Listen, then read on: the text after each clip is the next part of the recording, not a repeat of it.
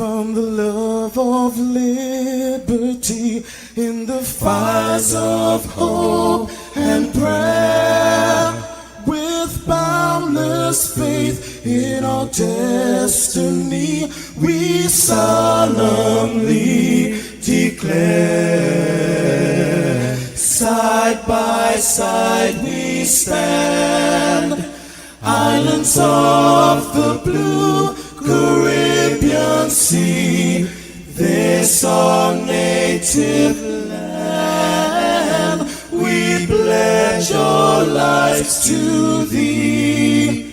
Here every creed and race find an equal place, and may God bless our nation.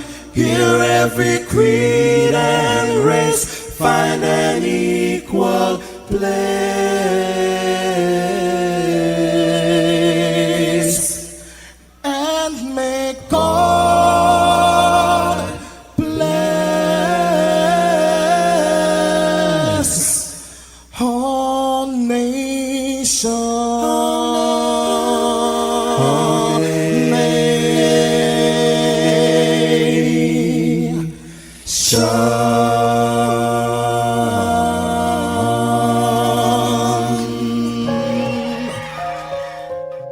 Heavenly Father, we come before you at the start of this new day, giving thanks for life, for health, and the opportunity to serve through this station. We ask for your divine presence to guide us in all we do. Bless this broadcast, that it may be a source of inspiration, joy, and unity to all who tune in. Whether near or far, may our words uplift, our music heal, and our message bring light to those who need it most. We pray for our listeners wherever they may be. Grant them strength for the day ahead, peace in their hearts, and success in all they put their hands to. Cover those traveling with your protection and those at home with your comfort and provision. Lord, may everything we do bring honor to you and be a blessing to others. Guide our steps, bless our efforts, and let this station be a vessel of positivity and hope. In your name we pray. Amen.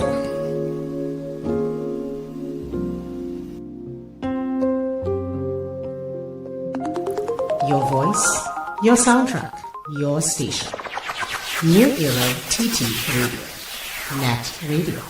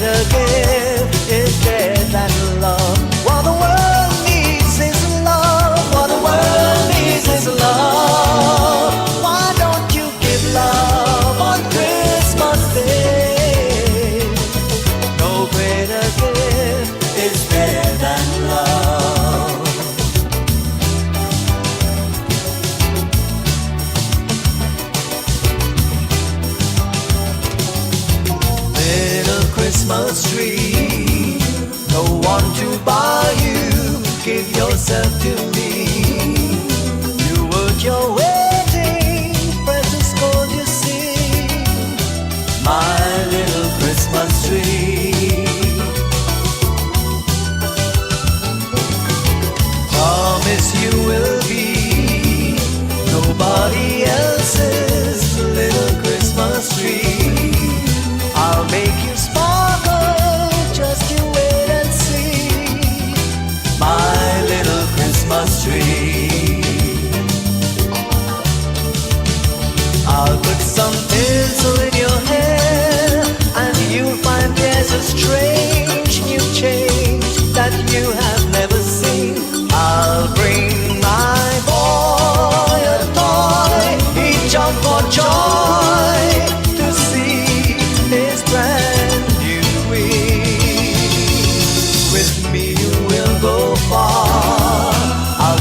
say the tree you really are.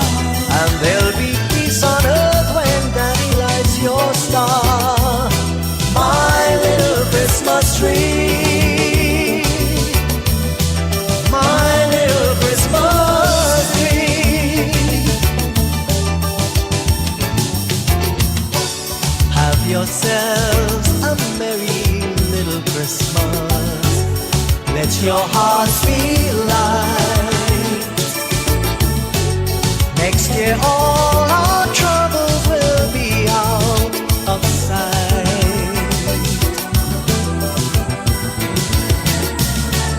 Have yourselves a merry little Christmas. May the Yuletide fade. From now on our troubles will be miles away.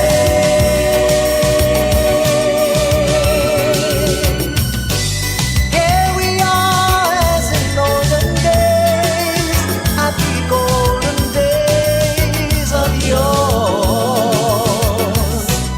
Faithful friends who are dear to us, gather near to us once more.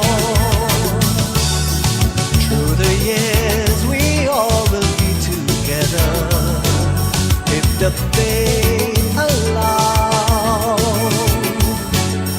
Hang that shining star upon the highest bough,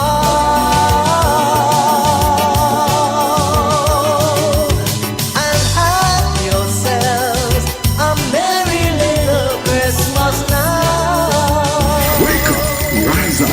It's the Net Radio Breakfast Show, bringing you the energy, music, and vibes to start your day right. So that is exactly what we want you to do. Start your day right, and of course start it with us each and every day right here on New Era TT Radio, Net Radio, the heartbeat of the Caribbean. And of course, yes, we take you above and beyond. Good morning, Trinidad. Good morning to Tobago. As in olden days, happy Neighbors in the Caribbean, good day to you.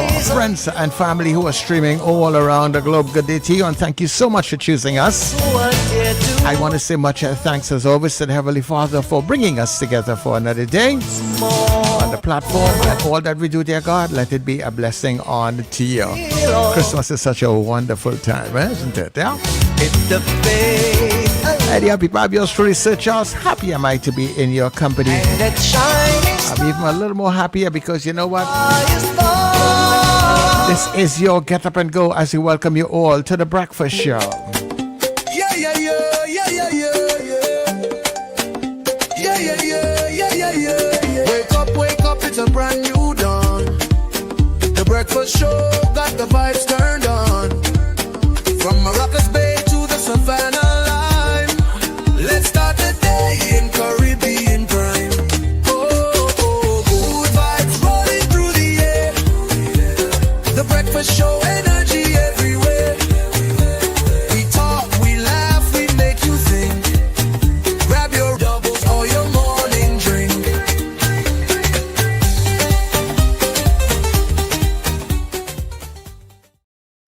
Have yourself a merry little Christmas. May your heart be bright.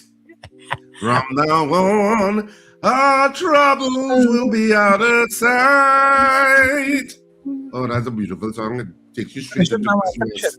And have yourself a merry little Christmas now. Hi. Oh, so welcome to the Breakfast Show this morning. Good morning, wherever you are across the planet. Of course, if you didn't know, it's Christmas time. And we are, what, a week away? Not exactly a week away, but close to a week away from Christmas. With that Christmas song, originally sung by Frank Sinatra, I think. Have yourself a merry little Christmas.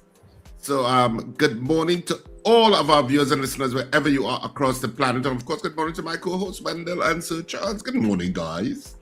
Good morning, Richard. Good morning, Wendell. Good morning, everybody in your spaces. And we are happy to be here with you. Thank you very much for being here with us. And especially our folks in Gael. Good morning to you also. Yeah, good morning, Sir Charles. Good morning, Richard. Good morning, Trinidad and Tobago, and good morning, Santa Claus. A special good morning to Santa Claus. Why is Richard grimacing? Wasn't sure where that was going.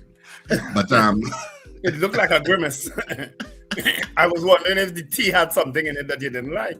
it is a little bit extra bitter this morning, actually, the coffee. I think I put, when you put a little too much coffee. And do you use a spoon or you just pour from the bottle? No, I just pour from the bottle. Yeah, you know what brought up that habit, right? Pour the tea room. Why? Yes. And we couldn't find a spoon. Barely had a spoon there.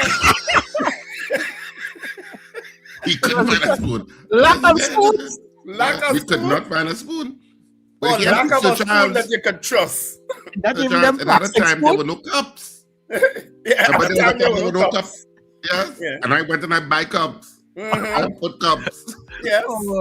Oh my word. Yeah. I brought my own cup one time. They used to be all over these different studios, and they never used to be in the tea room. Yeah. I brought my cup until a day I see my cup down in the next studio. Well, that was the end of that cup. I had to bring a next cup. You know what I bring on, and you know the cup I bring the next time? One with the words PNM on it. I said nobody ever take it. It's suspected Dr. Job.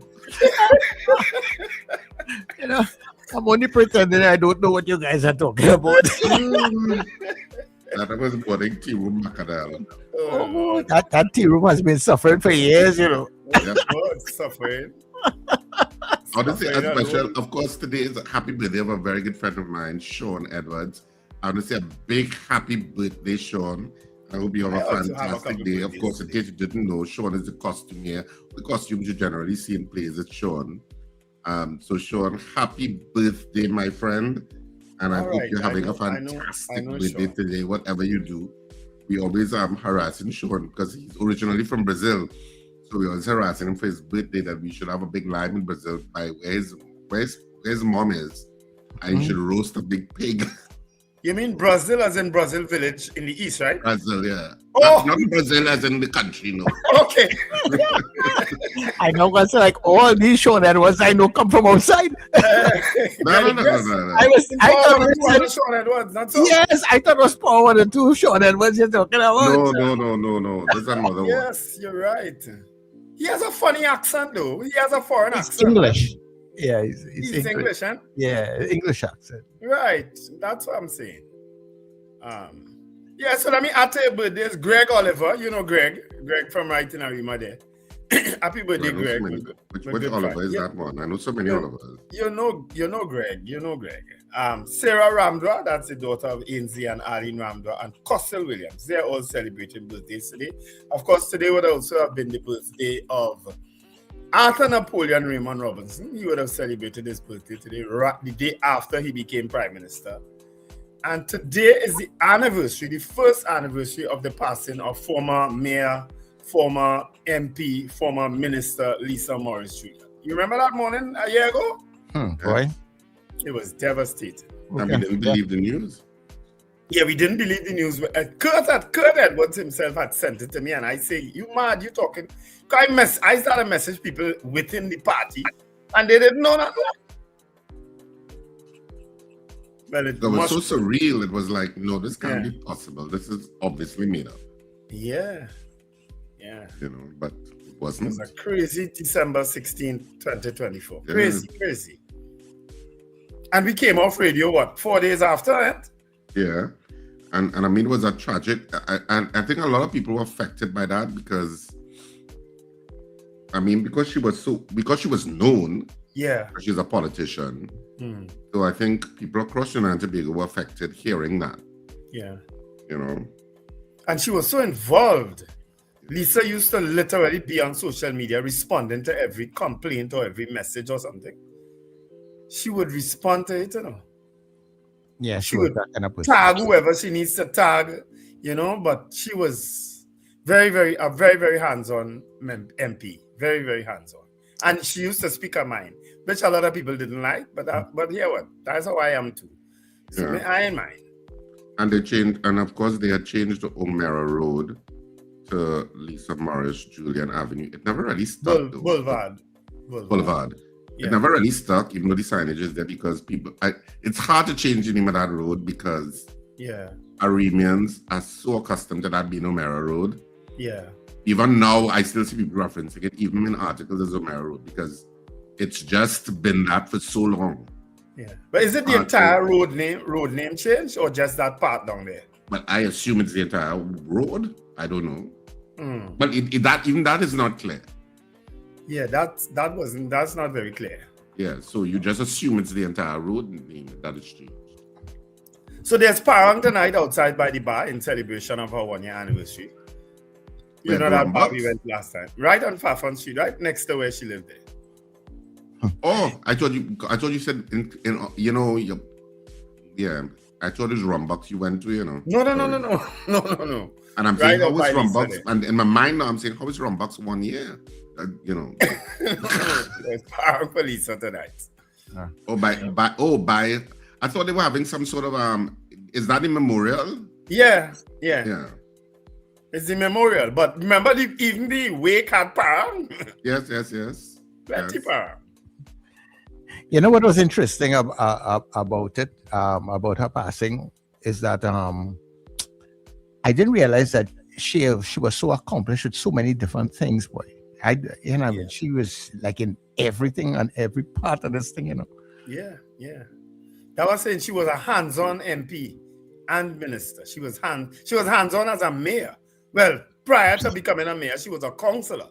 So she was always a hands-on person. Yeah. And she went through the ranks pretty quickly, clearly based on her abilities. From councillor to mayor, from mayor to MP, from MP to minister, you know. I don't think anybody could really have questioned her ability because she really was, you know, that kind of person. Yeah. And she was a teacher too, eh? Remember, for years she was a teacher. Yeah. You know? Lisa, she'll be missed, man. She'll be missed. She'll be missed. All right. So, well, that's good news. No, that's not. We could go straight into our good news at this point. The good news. I was just honoring, you know. Yeah. Richard seems to be in thought. And she used to be a good friend to the show. She would call when we call Yeah. she would answer and she would, talk about the issues. Yeah.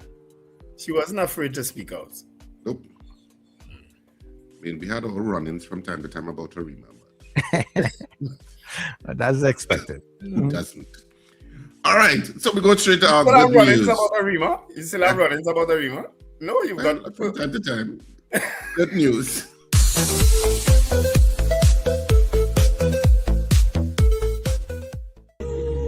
Yeah, you pick up a pain rush. If you feel. When you're making the second lap. But this is the second lap already. I hear the silence calling out your name. Every shadow whispers just the same. And here we have Miss Taylor Burns. So she mapped out this entire project, this entire graphic. Everybody's chipping in now. What you doing? Stop slacking! And of course we have people out here exercising this morning. There's a lot going on here this morning.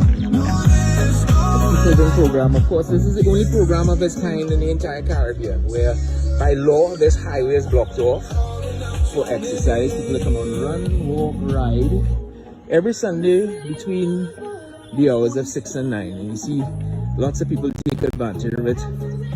Over the years, people would have set it as a goal to come out here and exercise. Part of rehabilitation, part of family, activity. Run, walk, ride. Every Sunday morning from 6 to 9. Fancy bike and all.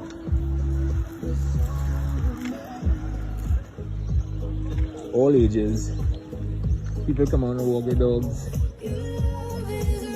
And here we are. My contribution is to add graph. Tobago Martin mascot. 4 more laps.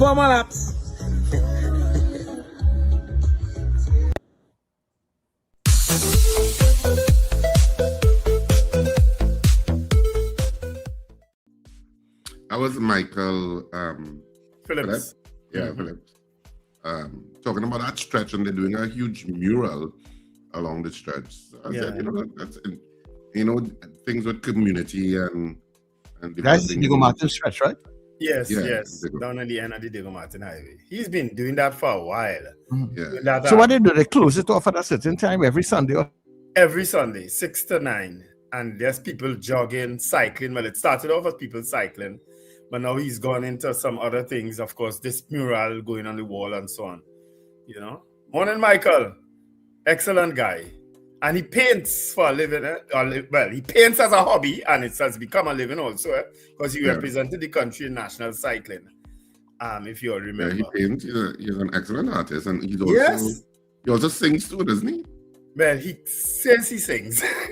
He's like he like you in that kind of way, like what you did this morning. Oh, he's as good.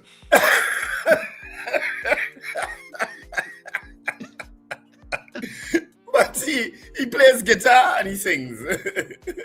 No, Michael is super talented. Yeah, his entire family is such a wonderful family. He doesn't, and he still has the place on the avenue with the bicycle. Yes. Of course, if you remember, they didn't have cycling on the avenue for the first time in years because of, I don't know why. I don't even remember the reason why. But that is also a feature on SRP Avenue, cycling. I remember we went there. Yeah.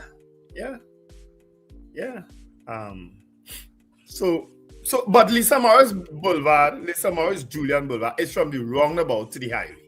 It's only that that space down there. Oh, okay. Yeah, it's only that area down there. I was reliably messaged about it. So only one person could reliably message you about that. The man who just deal with highways himself, You know him. Vaguely. Well, I suppose we can get to greet the people in the stream. Yep. Suzanne Jessup came in at 11:56. Good morning from Suzanne, Suzette, and Mrs. Gemma Peters Hall. Anthony Tinto probably worked the night shift. Grand rising to the breakfast crew. Margaret Thomas, Slick Money Grip. Why am I not scrolling? Ava Smith. Good morning, old lady. Boy Bidesi from DB. Am I doing this wrong? Let me start. You're just a little ahead of me. Yeah, I think I started too low down. Mm-hmm. Yeah. Where are you here about Ava Smith? Yeah. I've reached Boy Bidesi. Right. So Boy Bidesi, old lady said, oh yes, I saw that story on the news last night where a JetBlue flight almost collided with a US military plane because the military plane didn't have on its transponder. That was scary. That made news last night. International news. Yeah, that was an international news. Because was it one of those news items last night? Mm-hmm. Good Morning America. Oh. Yeah, and they actually showed you where the JetBlue flight had to hold off climbing to allow the military plane to pass. Yeah. Scary. Sherwin Kerr and Juliet Kerr says, good morning, have a tenacious Tuesday. Norris Ferguson, Diane Payne, Manuela Peters, Odell Guy, Eunice Dublin, Erica Charles, Debbie Modest, Marlene Saunders, Sobers, are we yet alive? Of course we are. Thank God for that. Wendy Ann and Frank James have a wonderful wacky Tuesday. Wacky would be for Wednesday. It's hump day is Wednesday. Kathy Ann Charles and of course Arlene out there in Bronxville, Texas. Ian Stewart, Carol Guevara, Trini Merle Kitchen, Gavin Frank, Nicola McNichols, Claire, Lendor Rollins, Trinidad Margot, Merle McCormy. Trinidad Margot says lovely music. Bernadette and Nelicia Yates, that is. Valerie Mendoza says good morning to the breakfast team. Ingrid from Tucson, Arizona. Mrs. R, same rich. Good morning, Mrs. R. Helen Prescott. Good morning from Mrs. R again. Garfield Hazel, good morning. Ambrose Blah from out there in New York. Happy holidays to you all. Rena Buru Jennings, buenos dias. Mr. Joe Pat, top of the morning to the breakfast crew. CJ from New York, sending love and positive vibes. Miles Walker, happy birthday to Christopher Strong. Oh, today's Chris' birthday. Happy birthday, Chris. That's my cousin. Florence Bazi, good morning, guys. And chatters, David McCarthy, top of the day. Sherma Paul, rocked the nation. Yes, that's with Lisa died. Joyce Phillip, top of the morning. Baratarius, yeah, that's where she taught. Okay. Robert Taylor, good morning. See you soon.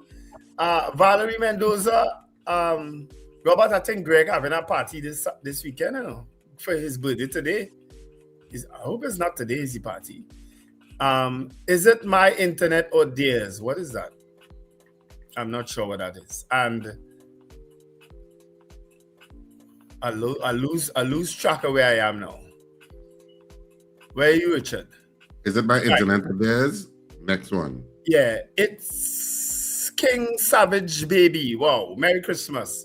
Trini gets fit. Morning, guys. And Victor Phillips says, good morning, all. All right, those are the messages on the chat. So, Charles, you have anybody in the WhatsApp?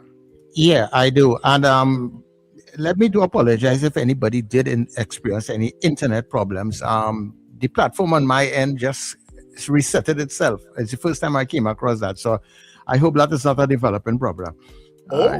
Yeah, but just now when I came off, you see, it was just the both of you all. And that is because the platform... You know, I saw you went off and I said, you're ducking me and Richard again. I just assumed you're ducking us. No, the platform just reset itself. And I don't know what caused it. But I'll watch it and we'll see how it goes. So it's the first time I'm experiencing that problem. So let's hope it's not a regular kind of thing. But good morning to Pauline, who was very early on the platform. Also to Kent out there in Laventel, good morning. To our international friends, Fifi out in Addis Ababa, good day to you. Captain Ron in Orlando, good day to you. And Mahi also in Columbus, Ohio. Peter Wilson, good morning. Mr. Billy in Powder Magazine. Archbishop Ashton Clark, how are you doing with the cold out there in Canada? Also, Nicole out there in Canada, good morning to you. Mr. Beeps in Pity Valley, good morning to you. Linda out there in London. We have a vast spread of people this morning. Also to Horatio, who's teasing us, he says good morning to the power crew. And and Frank out there in Aruka. And finally to Foxy, who was on the chat early also. So good morning to all you people and the folks on the Gael stream. I hope there was no interruption because of our little outage just now. But the YouTube still running, so it should not have. Yeah, I'm getting, apparently it was YouTube. Stephen says internet went down for a bit. You all went off for a couple minutes. That's what Carol Guevara said. While speaking about Lisa. And came, since then? And came back on as you started to greet the chat. All right, wasn't the way. Our apologies. Our people didn't miss my singing, though. No. They can't. When I spoke about the singing. Did you all get Richard singing? And do you think that we should have more of it? That's a snap poll. We want 5 After all of that, the most important thing was they got my singing though. We want a snap vote. Carl and Jackie out there in Baghdad. Wow. Yeah, a lot of people different areas this morning, which is really nice. Yeah. So nice. All right, yes or no. We have a yes coming from Miles. Yes or no from Carol. Scorpion saying yes, she missed it. All right, so we need one more yes, and then Richard will sing again. Right, Money Gibbs says yes. Richard, go ahead. Take it away. I have to be in the mood to do any kind of singing. And I was in the mood at the beginning of the show, so I'm not really in the mood right now. I'll never have to go back and replay the You don't get in moods easily. No. So you missed it this morning. That was it. I mean, I really have to be in the mood to just start singing just so. So let's go on. Right. So we're going for the break and have yourself a merry little Christmas.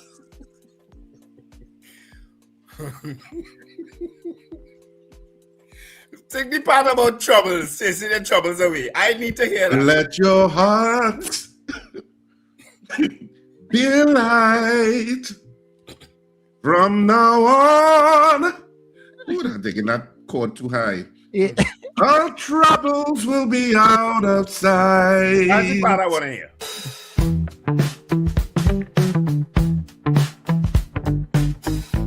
S&H Rumbox, 137 Western Main Road, St. James, for all your retail and wholesale needs for alcohol and non-alcoholic beverages. Call us at 686-0599 or visit us at 137 Western Main Road, St. James. S&H Rumbox, drinking out of the box. It's Christmas. Can't do it without black cake, homemade bread, sweet bread, pone, pastel, and punch creme. Get it at Val's Kitchen in Dabadi. To place your order, call 758-0148. Yes, delivery can be arranged. Val's Kitchen, Dabadi. Charmflair Auto Services Limited, your one-stop auto repair shop. Located at number 1 Industrial Lane, Charmflair, right opposite the brewery on the Eastern Main Road. Yes, we do it all. Repairs to all makes and models, from your everyday sedan to SUVs, light trucks, pickups, and panel vans. We're also the sole distributors of Davanti tires, certified VTS inspection station, plus a wide range of services: oil change, front end and suspension repairs, tune-ups, tire alignment, batteries, electrical work, radiator and cooling system, AC repairs, and accessories galore. We offer pickup and drop-off service too. Call us today at 662-6545 or 662-6572. Follow us on Instagram and Facebook. Charmflair Auto Services Limited, number 1 Industrial Lane, Charmflair. We do it all. Looking for pet supplies that wouldn't bite? Visit Bow Wow Supply Limited, your friendly family-owned pet store at the corner of Cane Farm Avenue and 5th Street West, Cane Farm, Trin City. We offer fabulous prices, great service, and a wide range of foods, treats, toys, grooming products, and accessories. Everything your pet needs in one place. We are open Monday to Friday, 10 a.m. to 7 p.m. Saturdays from 9 a.m. to 6 p.m. Sundays from 9 a.m. to 1 p.m. Coming today, Bow Wow Supply Limited, Cane Farm Avenue and 5th Street West, Cane Farm, Trin City. Your pet's friendly place. Call us at 640-7184.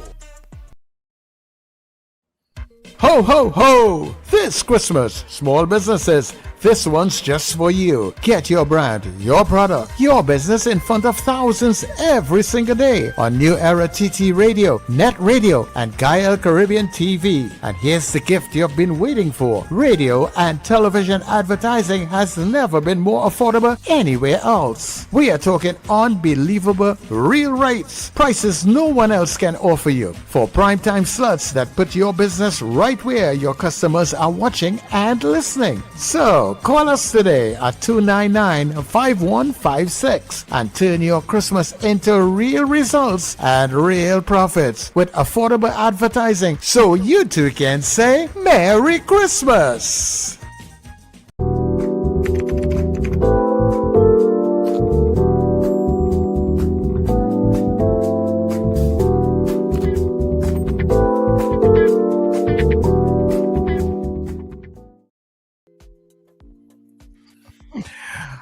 All right, so we are back. The platform is just performing kind of crazy this morning. You know how long I had pressed that thing for the commercial before we just started, and it didn't move. So I said, well, okay, maybe I'm waiting for a right spot where I can play it again. When he pauses, and it just start back to do its own thing. So the universe wouldn't allow you to cut off my singing just like that.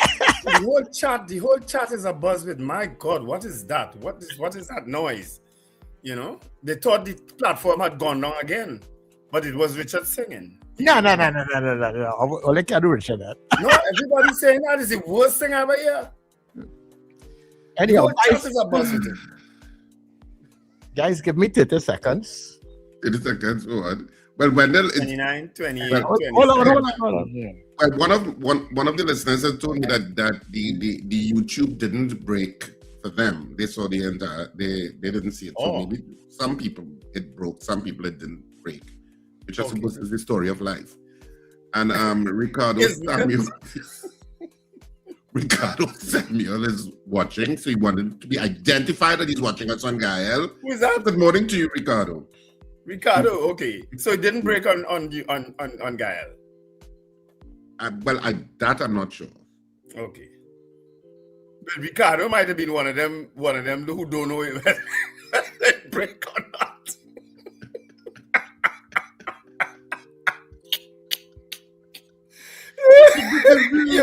You're not even looking up at the screen, Richard. Huh? Okay. Let me just send out happy birthday greetings going out to Carleen Justin, who's celebrating her birthday. She's already in the US from her family, from Sandra Gabriel and the rest of the family. Wishing you all the best today. So, Carleen, I do hope that you have a fantastic day. All right. Oh, let's see. Put a message on the chat here. So, good morning, handsome gentlemen, and also Sir Charles and Richard. Season's greetings. Also, Sir Charles. Send to my big sister in Brooklyn, Carly Jocelyn. All the best for the rest of your life. Love you lots. All right. So there's a message on the chat from Sandra Gabriel. Morning, Sandra. Of course, Scorpion Pepper is on the chat along with who else? Well, some new people. Michael Cadet also joined us, right? You Express. So we can get, yes. Today, of course, is December 16, 2025. The stories that are trending in today's Express. 22-year-old murdered in area Peter Avenue. Ambush, patrons run for cover. Where was the police? Yeah. How many times are we going to speak about area Peter Avenue and how they are allowing it to get? How they have allowed it to get? Yeah, it has become. Oh my goodness. Nobody's going to go on the avenue just now. Yeah, and that's between Fitch Street and Murray Street. I think it happened, according to the news last night. And you know what bar is there? That Fitch Street bar. And so I assume it's in that stretch there that something happened. But that's not the first time something has happened in that area. No, Richard. So the police needs to obviously ramp up the presence there. But yes, Arbiter Avenue has become, has become a place where some people don't go anymore. Yeah, people are actually saying that they don't go on the avenue on Lime anymore. Yeah, because how difficult is it to police the avenue? Let's face it. How difficult is that? Yeah. Huh? Especially around bars, groups of people, crowds of people go. We're going into Carnival just now. They're going to have people littering the avenue because people are still going to take chances because they want to get out. They want to, create themselves. And it is a center, a beehive of activity for Carnival. Yeah. And Pan on the Avenue and things like that. All of that is going to attract people. So the western side of the avenue tends to be like when you go Smokey and Bunty's, or if you go Minibar and those kind of places. People will consider that side, relatively safe. There's a new one called Tipsy Ibis too. I think they're still around, I guess. I haven't been on the avenue in a while because I don't really go on the avenue. You usually go a little bit up into Woodbrook. But a lot of times now, people go elsewhere because the rest of Trinidad is opened up with places. Yeah. You don't have to go on the avenue anymore. There's too many places with bars and places to go now.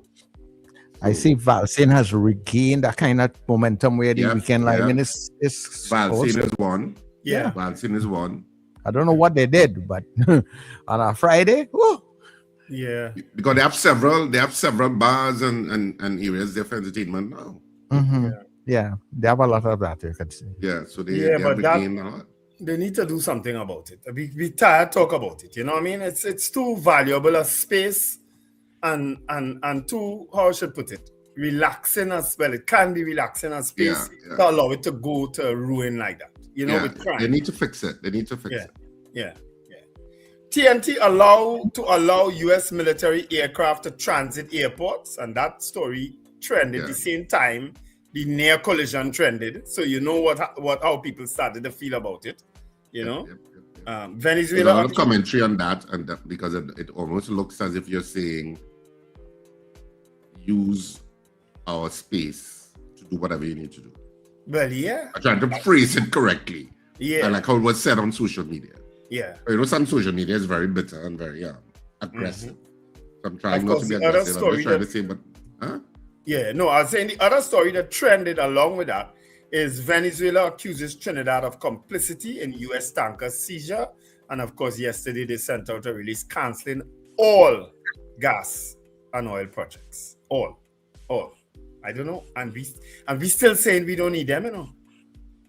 We still as arrogant as that to say we don't need them. Bob Rupnarayan strikes gold again in Oxford. Those are all trending stories, of course, in today's Express. All right? All right, I'll do the Newsday. And in the Newsday, Padarath, PM wants no excuse in 2026. Fire Service calls for release of Morris Julian report. COP warns drug traffickers time longer than twine. Augustine, no return to PNM mediocrity. Venezuela claims TNT complicit in piracy, cancels gas deals. Arima Mayor on attending UNC dinner. Let's stop the hate politics. Tanku in Panama to chair CAF meetings. PM and Xmas gift for seniors, please. This is an article, I think that was yesterday. And so that's it for the Newsday today. Over to you on the Guardian, Sir Charles. Okay, so let's see what's in the Guardian today. Of course, that green light for U.S. troops. TNT given permission for military aircraft to transit Piaco, Crown Point airports. And then Munilal, Venezuela decision to end natural gas contracts hypocritical. PM refutes Venezuela's claim that TNT colluded with U.S. in oil tanker seizure. Junior ministers reflect on 8 months in the office. Gonzalez, as in Marvin Gonzalez, calls for disclosure of report into Morris Julian tragedy. Arima Mayor defends his attendance at UNC fundraiser. And businesses Christmas shopping slow in capital city. Some of the stories in the Guardian today. Morning, Michael Phillips. He's saying thanks for the feature, guys. We really appreciate it. I'll keep going. It's free to the public every Sunday, 6 to 9 a.m. It's been going for 17 years now. Well done, Michael. Wow, yeah. 17 years. Wow, time is really whoosh. I remember when it first started. Yes. And it seems like, not that long. Yeah. Oh, my God. I hope there's good succession planning taking place, because normally with these things, when the person who's in charge it goes, that's the end, Yeah, Michael need to make some more children. Michael, I think you have you need to make some more children. Well, that's the only way you can get legacies going and going. Well, then he had to go to Tobago. Yeah? He had to go to Tobago. Go and help them in Tobago too. You know what? It's time for our Did You Know segment.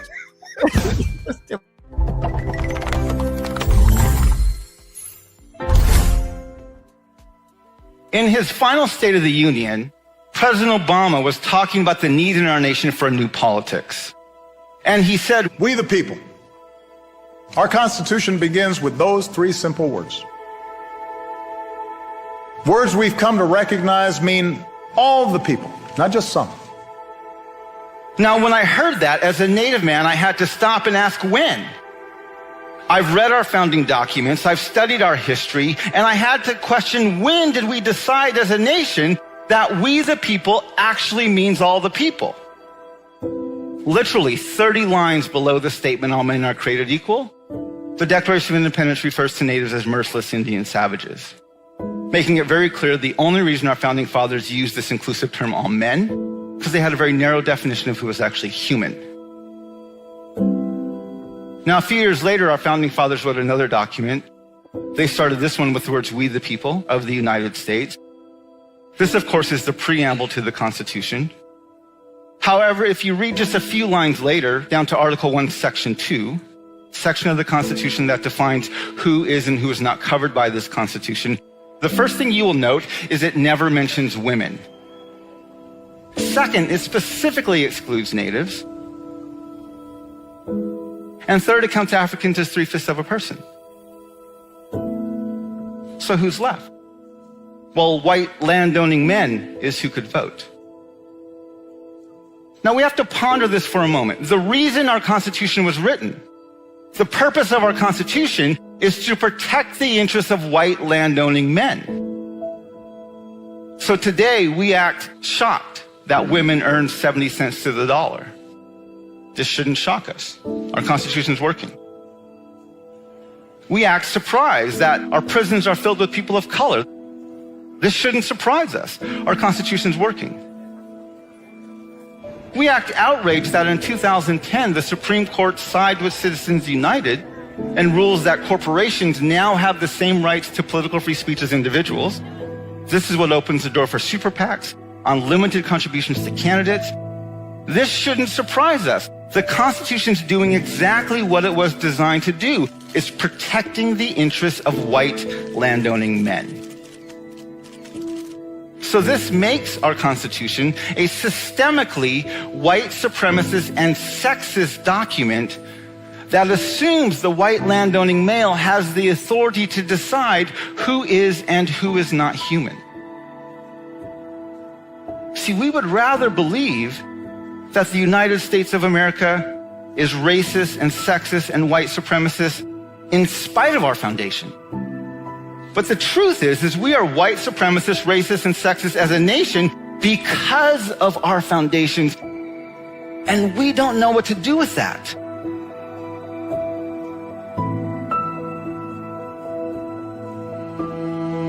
There's an Aboriginal leader named George Erasmus, and he says where common memory is lacking, where people do not share in the same past, there can be no real community. If you want to build community, he says, you have to start by creating a common memory. I think this quote is brilliant, and it gets to the heart of our nation's problem with race, which is we don't have a common memory. We have a white majority that remembers a history, a mythological history of discovery, expansion, exceptionalism, and opportunities. And we have communities of color that have the lived experience of stolen lands, broken treaties, slavery, Jim Crow laws, segregation, boarding schools, ethnic cleansing, genocide, internment camps, mass incarceration, and families separated at our borders. We have no common memory, and I think we all can agree that community on a national level is absolutely in the pits. I'm proposing that the United States of America needs a national dialogue on race, gender, and class. A conversation on par with the Truth and Reconciliation Commissions that took place in South Africa, in Rwanda, and in Canada. If we can acknowledge the vile racism, sexism, colonialism, and white supremacy that our founding fathers embedded deep into our foundations, we might just be able to leave a different legacy for our children's grandchildren's grandchildren's grandchildren. A legacy that for the first time, we the people might actually mean all the people.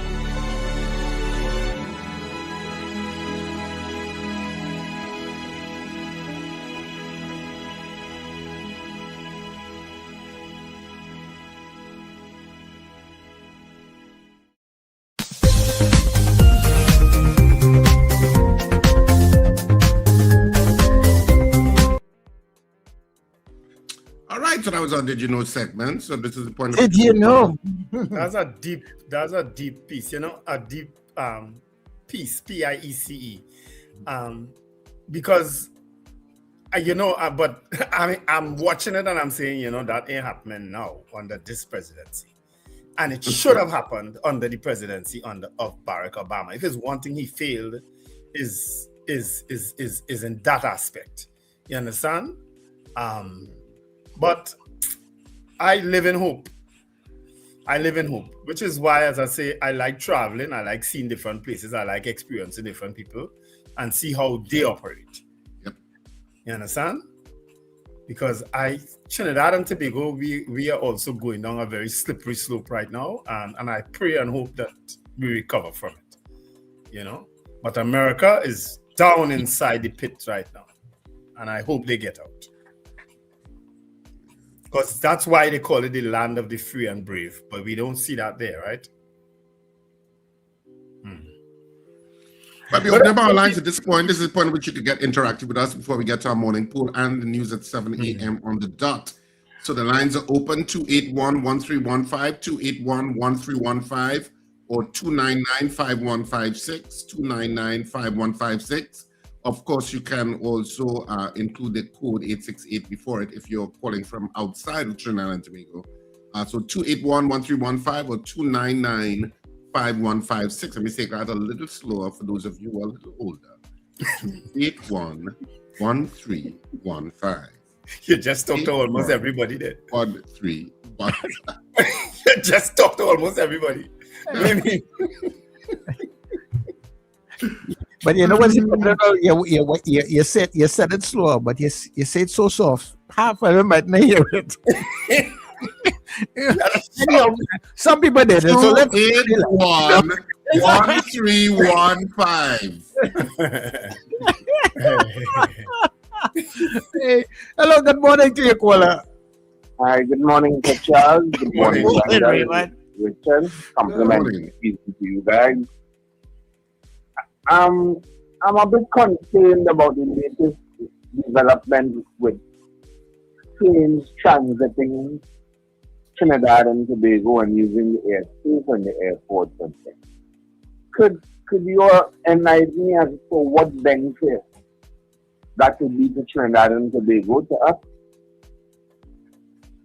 I'd listen off here. All right. I don't know how to. I don't have an answer. What is the question he was asking? I kind of missed part of it. The issue of the United States being given access to our airports. To the airports. Oh, yeah. Okay. Right, even though the government is saying it's purely for logistical purposes. But I didn't understand that story. Simply because I thought America had packed up and gone away from Trinidad. When? Wait, what make you feel so way? I thought all the exercises, the training, this and the fixing of the pothole, and the this and the that, and the painting of the schools, I thought all that done. No, and they have some people in Tobago. But that's what I'm saying. What is the reason for them being here still? Anyhow, hold on. Access to our airspace. Caller, good morning. Hi, gentlemen. Good morning. Morning. Now, all this development is becoming very troubling, to say, and leaving us in an atmosphere of uncertainty, especially for those who want to invest. We don't know because the government is not speaking to us pertaining to what are the implications of all this, and hearing information on the international media as to the influence of Russia and how this may pan out within the coming few weeks. It creates a bit of anxiety among the community. I can speak to myself, right? But something that the media has not taken note of or anyone has explained isn't our commander-in-chief, the president, and the promotion of persons within our regiment military. Usually at a ceremonial aspect, you see that the president is the one who officiates as the head of state. But I've noticed in recent times that the prime minister is present, the Minister of National Security, and there's the absence of the president of Trinidad and Tobago. I don't know if anybody could probably persons within that field could explain if that is an unusual practice. I've never seen that. Are you speaking about something specific? Yeah. Yes, the promotion of you would have had the promotion of I think it's Captain. I can't remember the individual name that was promoted in the week. It was in the papers a few days ago. They had the Prime Minister, within the ceremony of giving this person his rank market. Oh, and the Minister of National Security was there. The Minister of Defense, was there, and the absence of the President of Trinidad and Tobago. Okay, I'm not sure what you're referring to. A similar link in terms of, and I could be wrong, but a similar pattern seems to be developed as how Donald Trump is also influencing within the military itself too. So I could be wrong, but that's what we come across to me. Right? All right. Okay. Thanks very much, Well, Kola. Donald Trump is the commander-in-chief. Yeah, he has a the different President role of the United States. Yeah. Our Prime Minister is not. It's the President who is really like the commander-in-chief, so to speak. But the Prime Minister has the practical power in a kind of way. But with regard to what you are asking, we can't answer that. That will be people who are, you're right, who are in that field that will have to answer. Is he speaking about when the new Chief of Defense Staff took office and the new commander of the Coast Guard? But that was a little while now. Well, I think whatever promotions are happening, he's saying it should the President be the one rather than the Prime Minister be President. Yeah. But I don't know what normally we can answer exists. because we're not really in that field. Yeah. But because normally when these things have been happening, we have been seeing mostly national security ministers doing those kinds of ceremonial handovers or whatever it is. You know, that's not the first time issues like this came up. I remember even under Patrick Manning, we had a problem, I think, when he had conferred an appointment on the commissioner of the commissioner of police. Was it him or Dr. Rowley Boy? One of them did it. And the media took them to task as to why would you be present? You understand? Yeah. Why would you be handing out instruments like that? And it continues. Well, with this government, you know, they don't care. Yeah. They don't really care. So you could say what you want. They don't care. Well, good morning to you. Morning, gentlemen. I think the confusion for the gentleman is this, right? As the commander-in-chief, the president will hand out the letters of appointment and to these senior officers, right? But what I saw there was a photo of, and I believe what happened is that the gentleman's wife was there, and she pinned his new emblems of rank on his epaulets. So I think that's what the confusion was. But the president is the commander-in-chief to call out the armed forces, which is the regiment and the defense force and so on. But it's separate from the national security. So the national security minister and the prime minister would take part in the photo op. But I'm sure that President Kangolu did give the instrument of appointment to the gentleman, and she probably declined to be in the photo op. And the part where his wife actually pinned his new badges of rank on his epaulets. Right? But thanks for clearing that up. That's what the photo would have captured. Yeah, thanks for clearing that up, because Helen Prescott also posted Captain Isaac got promoted to head the Coast Guard last week. So that probably is the picture up they're talking about. I don't even know who Captain Isaac is. Well, I just wanted to read quickly, if I may be permitted, connected to the poll, should Baliram Mirage resign immediately as the mayor of Arima. This is in connection with his attendance at the UNC function, which I think we were really not that upset. No, I didn't have a problem with him attending. We didn't have a problem with it. It was like, you know, you attend, it doesn't really mean anything. But anyway, it became an issue. And so I just want to read a little bit of it before we go to the news, so at least you will have some context to why the poll is that. Mayor of the People's National Movement controlled Arima Corporation, Baliram Mirage, says he has done nothing wrong in attending last Saturday's United National Congress fundraiser function, and he's looking forward to his retirement from business and spending time with his grandchildren. I've been in business for 67 years. Everyone knows me and many reach out, Mirage said yesterday. He added that the 2 years he has agreed to being mayor were up, and he's saving out the next 20 months until the end of the local government term. Now, this article is different to another one where he says He doesn't mind leaving. Mirage 83 heads the Mirage group of companies. He was appointed mayor in 2023. Mirage spoke on the issue after queries arose in the PNM about his attendance at the UNC's fundraiser in Couva. He was pictured standing with Senator and Minister in the Ministry of Housing, Philip Alexander. And one of the other articles, he explained how the picture happened. In this one, it doesn't. One PNM member criticized it, calling for General Council members to say Mirage's attendance hurt PNM and he should be removed as mayor. Yesterday, PNM whip Marvin Gonzalez said, "I don't know why the mayor thought it was prudent and necessary to be at that dinner. He probably heard of the menu being served at the event as well as the guests present and just couldn't resist his impulses." I'm not sure what that means. That is very cagey there, Marvin. Yeah, I don't know what that means. But Gonzalez and PNM leader Penelope Beckles did not respond to whether Mirage would be removed. Mirage said he has never been a UNC member, and as a businessman, many groups, charitable organizations, and people seek him for assistance or contributions. He said a female Arima UNC counselor contacted him selling tickets for UNC's event that cost $750. He said he had advised his Mirage group of companies marketing department to purchase 4. He said he told the counselor she could keep the tickets. Mirage said last Saturday his nephew asked him what he was doing that day and when he told him nothing, his nephew showed him 2 tickets for UNC's event, suggesting they attend.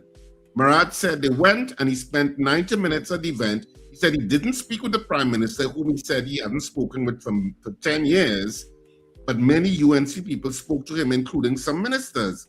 Some asked, "Boy, what you doing here?" he added. Mirage said Alexander asked to take a picture with him. He claimed the picture was later circulated by a businessman. Asked about his future direction, whether PNM or UNC, Mirage said he was never political but was appointed mayor. In January, I'll be 84. In my next journey to 100, I'm going to put a new board of directors in place in my group and take a backseat from management to spend time with my grandchildren, some of whom live overseas. I'm focusing on that, no other connection. I can't do it. Mirage said he didn't feel he'd been able to get many necessities for Arima. Arima has been the forgotten town. I even had to pay for an office for the mayor's duties. We haven't had our Arima town hall. Out of $1.6 million owed to the contractor, the current government paid $1.3 million 2 months ago. I'm going to do my best to get Arima's town hall in 3 months. That's one of my wishes for Arima. He said the majority of people in Arima come from a PNM environment and many get recognized because of that connection. But in Arima, with my customers, PNM and UNC, I live with all of them, and as a businessman, I have to be fair in operation and how I treat people. As the anthem says, every creed and race find an equal place. Like Gandhi, Martin Luther King, and Mandela, my wish is to see one people, one nation, and one love. So that's kind of like an article referencing what it's slightly different. It's a slightly different story from the other one. I just think by it's a little different. It's a little different. Should have said nothing, because you can't. She just should have said nothing. You went to dinner, fine. You don't have to say how. You know, you didn't know it was a UNC dinner, and you realize that when you reach there. And oh God, come on! At 84, 85, sometimes you will respond. You will respond as frankly as you see fit. I guess so. If people have a problem with it, you die their business. You know what I mean? But you're now going to have fuel calls for you to leave because of what you said. You understand? That's what's going to happen now. All right, so Richard has laid out the context there, and we are going our to poll is, should Baliram Mirage resign immediately as mayor of Arima? Do you think yes or no? And of course, we go straight into our 7 o'clock news, which is a little late, thanks to me.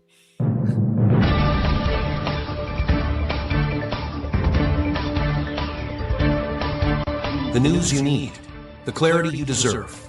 Local, regional, global. This is Net Radio News Now. This is News Now on New Era TT Radio and Guile Caribbean TV.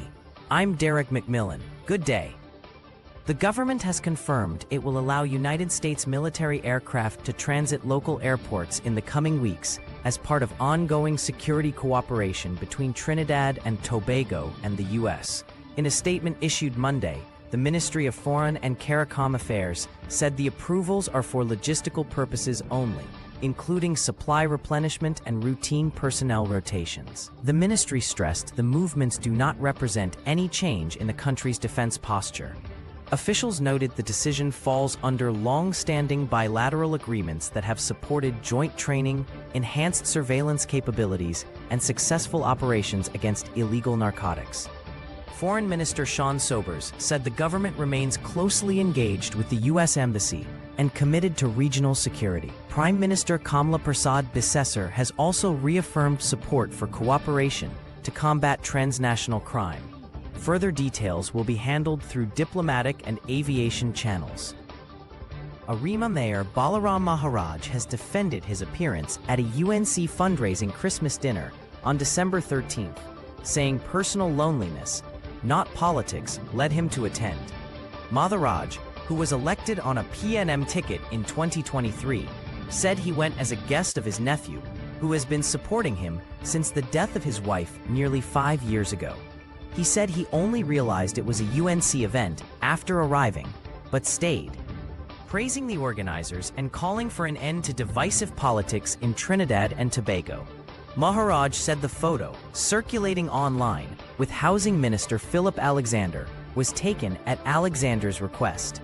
He also revealed he is considering stepping down as mayor by his 85th birthday next month, after completing key projects for Arima, including a town hall, social services offices, and an indoor sporting complex. Entertainer Young Bretta, whose real name is Akhenaton Lewis, has confirmed that he was not paid for his performance at the Office of the Prime Minister's Christmas luncheon, amid opposition criticism of government spending. The event was held last Friday at the Diplomatic Center in St. Anne's and included lunch and entertainment for staff, with Prime Minister Kamla Persad Bissessar in attendance. Opposition MP Stuart Young criticized the function as extravagant, but Minister of Public Utilities Barry Patterath responded that the artists were performing under prior contractual obligations and had offered their services at no cost to the OPM. Speaking yesterday in Sealots, Lewis said he attended the event as part of his role as a B-Mobile brand ambassador and received no payment. He said his focus remains on giving back to his community, noting that he helped bring a fully sponsored Christmas party to Sealots, where he grew up, providing food, gifts, and entertainment for children. A 22-year-old Morvant man was ambushed and shot dead while seated in a parked SUV off Ariapita Avenue, Woodbrook, on Sunday night, sending several people who were buying food fleeing for safety. Police said that around 8:50 p.m., Jelani George of Hirondelle Street, Morvant, was seated in a Hyundai Creta parked outside the Proper Ting Grill Hub, located off Ariapita Avenue between Fitt and Murray Streets, when a car stopped nearby. Two men armed with guns exited the vehicle and opened fire on the Hyundai, striking George multiple times in the chest and stomach. The assailants then sped off, leaving George fatally wounded inside the vehicle. At the time of the shooting, several people were purchasing food along the avenue and were forced to run for cover to avoid being struck. Police said, however, that the shooting was not random and that the attackers appeared to have specifically targeted George. Officers from the Woodbrook Police Station were the first responders. They were later joined by officers from the Region 1 Homicide Bureau and the Crime Scene Unit, who processed the scene. George's body was subsequently removed to a mortuary in Port of Spain. A post-mortem examination was conducted today at the Forensic Science Center, Federation Park. In the region, the Venezuelan government has announced it is terminating all energy agreements and negotiations with Trinidad and Tobago, following the U.S. military's interception of a Venezuelan oil tanker earlier this month. In a statement issued on December 15th, Venezuela accused the government of Trinidad and Tobago of being aware of the operation and claimed the country was facilitating U.S. military actions in the region. Prime Minister Kamla Persad Bissessar dismissed the claims as propaganda, saying Trinidad and Tobago has no involvement in the seizure and does not depend on Venezuela for natural gas. Energy Minister Dr. Rudol Munalal echoed that position, calling the statement hypocritical and stressing that energy projects such as Manatee remain on track. However, former Prime Minister Stuart Young warned the decision could have serious implications for the energy sector, raising concerns about cross-border gas developments. The government insists energy security remains intact and relations with the Venezuelan people remain peaceful. Finally, in international news, police in Los Angeles have arrested Nick Reiner, the 32-year-old son of film director Rob Reiner and his wife Michelle, after the couple were found stabbed to death in their Brentwood home. The Los Angeles Police Department said Reiner was taken into custody on Sunday night and has been booked on suspicion of murder with no bail. Investigators have not disclosed a motive and say the probe is ongoing. The bodies of Rob Reiner, 78, and Michelle Reiner, 68, were discovered by their 28-year-old daughter Romy, who found them with multiple stab wounds. Rob Reiner was a celebrated Hollywood director, known for films including When Harry Met Sally, This Is Spinal Tap, Stand By Me, and A Few Good Men. Nick Reiner has previously spoken about struggles with addiction and homelessness, experiences that inspired a semi-autobiographical film he made with his father. Police say the investigation remains active. And that's news at this time. That was news now. Stay informed with new Era TT Radio, Net Radio.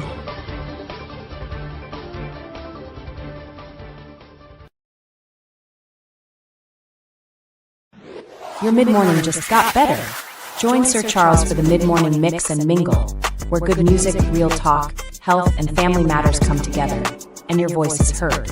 Whether you're at work, on the go, or just taking a break, this is the perfect mix to keep you engaged, informed, and entertained. The mid-morning mix and mingle, weekdays, 9 a.m. to 12 noon on New Era TT Radio, Net Radio. Morning vibes, fresh energy. This is the Net Radio Breakfast Show. Yeah.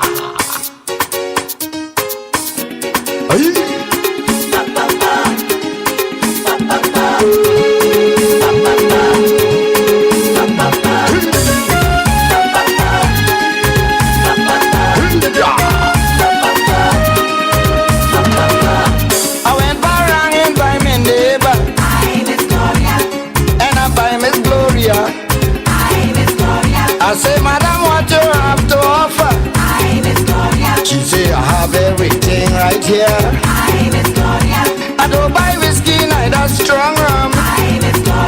It is against my religion. I have homemade wine in all description. Oh boy, you could sample anyone.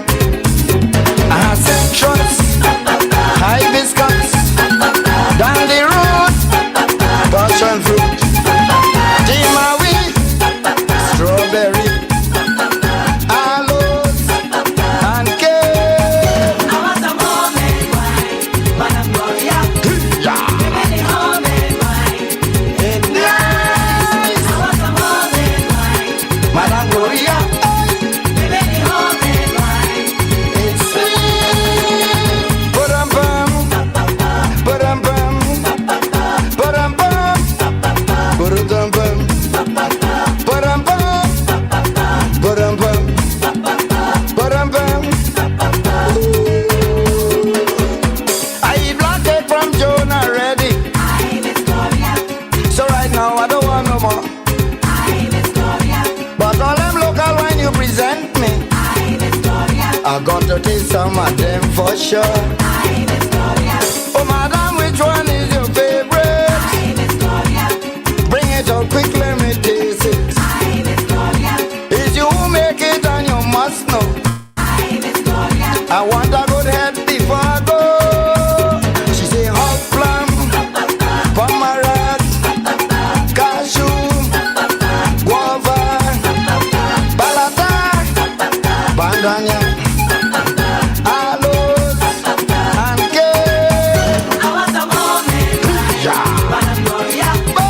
Give me the homemade wine. It's nice. I want some homemade wine. Madam Gloria. Give me the homemade wine. It's sweet.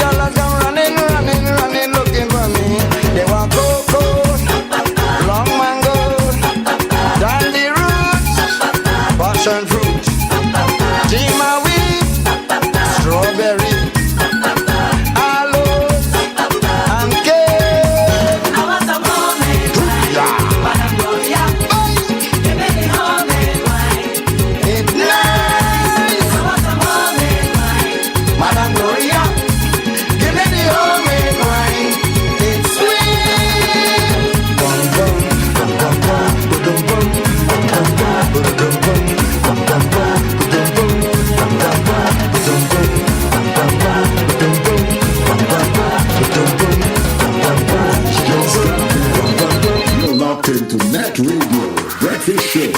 Fueling your day with the best music and real talk.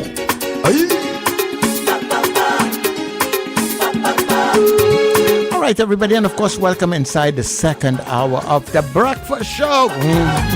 The best place to get up in the morning, right here on New Era TT Radio, Net Radio. And of course, we're also coming to you on Gael Caribbean TV. And it's a very special good morning to all the folks who are listening to us up and down the Caribbean on Gael Caribbean TV. Gael people, good morning to you. Of course, when we come off of the Gael stream after 8 o'clock, somewhere at around 8:30, anywhere around there, you can listen to us all day and every day on NewEraTTRadio.com. New Era TT Radio on TuneIn. That way you get us on your Alexa and Google devices.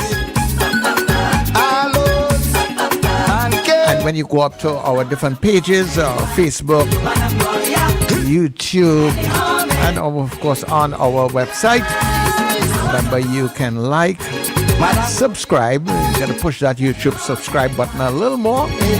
Gotta get up the numbers in between there. Heading to 100,000, so we need you to like that YouTube page. Also, hit our support buttons, support donate button, because that is what keeps us on air. And continue to vote on the poll. You're not ready. So right now I don't want no more. Right, remember you're voting yes or no on the poll. Should Baliram Maharaj resign immediately as the mayor of Arima, and that is because of the fallout from him attending the UNC's fundraiser. All right, so that is the question, yes or no, and we will be back shortly. There's no Christmas like Christmas on New Era TT Radio.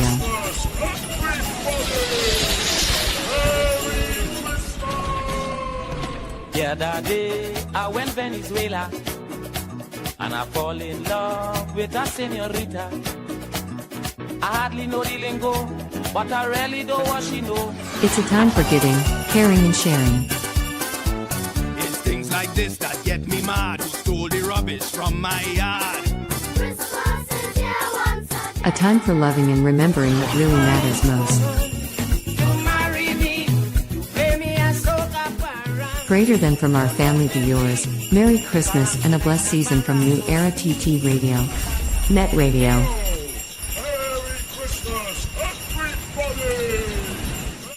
Charm Flair Auto Services Limited, your one-stop auto repair shop, located at number 1 Industrial Lane, Charm Flair, right opposite the brewery on the Eastern Main Road. Yes, we do it all. Repairs to all makes and models, from your everyday sedan to SUVs, light trucks, pickups, and panel vans. We're also the sole distributors of Davanti tires, certified VTS inspection station, plus a wide range of services: oil change, front end and suspension repairs, tune-ups, tire alignment, batteries, electrical work, radiator and cooling system, AC repairs, and accessories galore.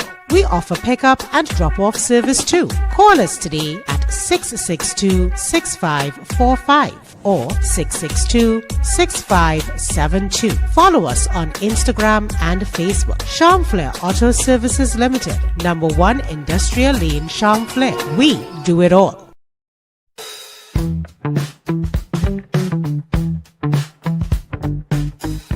S&H Rumbox, 137 Western Main Road, St. James, for all your retail and wholesale needs for alcohol and non-alcoholic beverages. Call us at 686-0599 or visit us at 137 Western Main Road, St. James. S&H Rumbox, drinking out of the box. It's Christmas. Can't do it without black cake, homemade bread, sweet bread, pone, pastel, and punch creme. Get it at Val's Kitchen in Dabadi. To place your order, call 758-0148. Yes, delivery can be arranged. Val's Kitchen, Dabadi.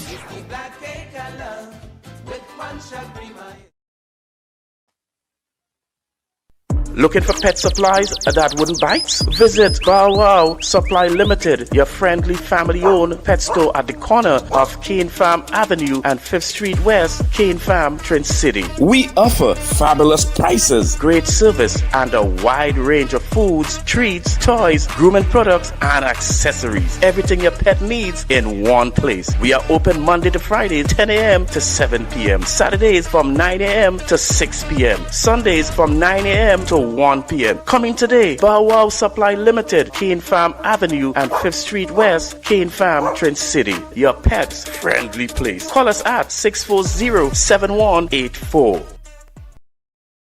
Ho, ho, ho! This Christmas, small businesses, this one's just for you. Get your brand, your product, your business in front of thousands every single day on New Era TT Radio, Net Radio, and Gaia Caribbean TV. And here's the gift you've been waiting for. Radio and television advertising has never been more affordable anywhere else. We are talking unbelievable, real rates. Prices no one else can offer you for primetime slots that put your business right where your customers are watching and listening. So, call us today at 299-5156 and turn your Christmas into real results and real profits with affordable advertising so you too can say Merry Christmas.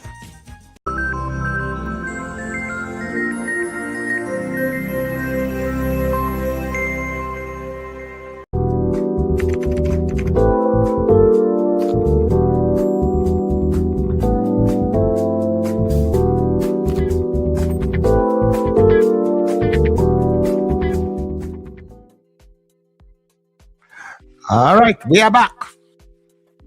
We are running a little behind time, and of course our guest is Deputy Commissioner of Police Junior Benjamin. He might be already in the green room, but let's go. Seen him as yet.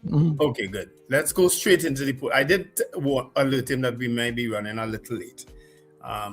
So our poll this morning, of course, based on an article that came out yesterday, that the mayor of Arima attended a UNC function. We didn't have a problem with it, but of course the mayor, I don't know why he even responded to some of the nonsense, some of the things he said in terms of not knowing it was a UNC function. So what if you knew? You know what I mean? You went, you know what I mean? And you get set up in a kind of way posing for a picture, but that's all right. Somebody that take a picture here anyway. Anyway, he was going to get a picture. Yeah, he was going to get a picture anyway. He walking out the door or standing up going to get a picture. Yeah, so, but again, as I said, maybe his response wasn't the best. But our poll, should Badira Maraj resign immediately as mayor of Arima? Miguel Gonzalez, I can't read your comment there, but your analogy is so true. At 6:57 a.m. But let's go to the votes. Jason Samuel, no, he didn't vote. Miguel Gonzalez is the first person to vote. He voted yes. Victor Phillip, no. Boy B. Dacey, no. Helen Prescott, no. Victor Phillip didn't vote. Where are we? Michael Robinson, no. Claire Lender Rollins, no. Diane Payne, no.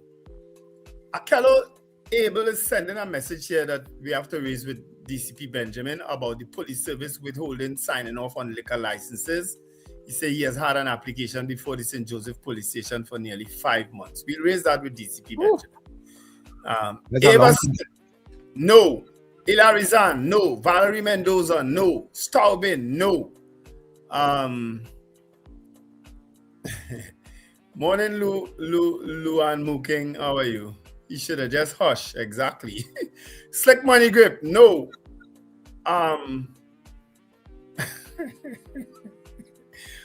Luan says yes. He should resign. Super Mark or Super M Mr. K. No.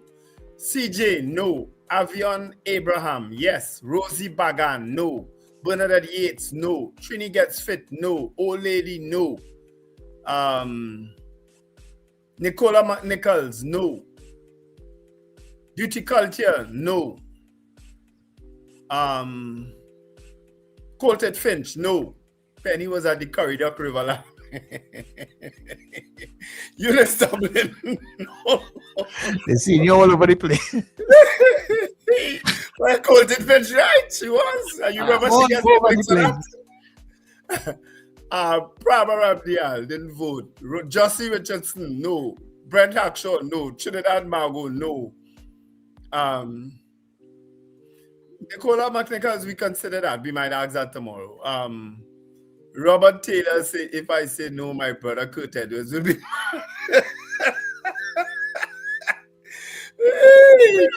Kurt is that mayor's nemesis. Lyndon Williams, no. Lyndon, no. James Kamau, no. Carol Guevara, whatever. Joseph Clement, no. Michael Cadet, no. Howard Hernandez, no. Carol Guevara votes no now. Victor Phillip says no. Otteran Benjamin, no. Kenny and Harlem, no. Margaret Thomas, no. Akello Abel, yes. And Ebony, no. Those are the votes I have. All right. So on the WhatsApp, we have Pauline saying hell no. Junior saying no. We have Robert Alain saying no. Raymond saying no. Captain Ron saying no. Kurt Edwards, yes. Mahi saying no. Frank saying no. Peter, what Peter say? What Peter are going there? Peter says no. Linda says no. Sexy Red says no. Sean says no. That's what I got. And I have one more no from Kathy Ann Charles, Richard. That's it.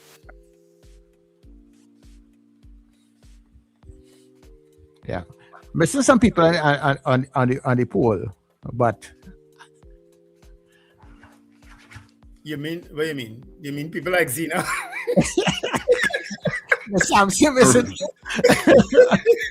Our poll this morning: should Baliram Mirage, the mayor of Arima, immediately resign immediately as the mayor of Arima? Should Baliram Mirage resign immediately as mayor of Arima? We had 52 people voting on the poll in the allotted time. And of the 52 people voting, 47 of you said no, you don't think he should resign immediately or anything like that. 47 said no, 5 people said yes. So the nays have it this morning. The vast majority of you said no, he should not resign as mayor of Arima, at least not for that incident. Well, Baliram should send all his business our way this morning. Because look at how poll he gets. Look at how poll he get this morning from mostly. And I must admit, I mean, I am very, very surprised the poll went in that direction. I know my people. I guess I've been proven wrong. The poll, so the vast majority of people said no, they don't think you should resign immediately. At least certainly not for the issue of attending a UNC function. No. Which is, kind of silly. The potholes on Tampuna Road, yeah.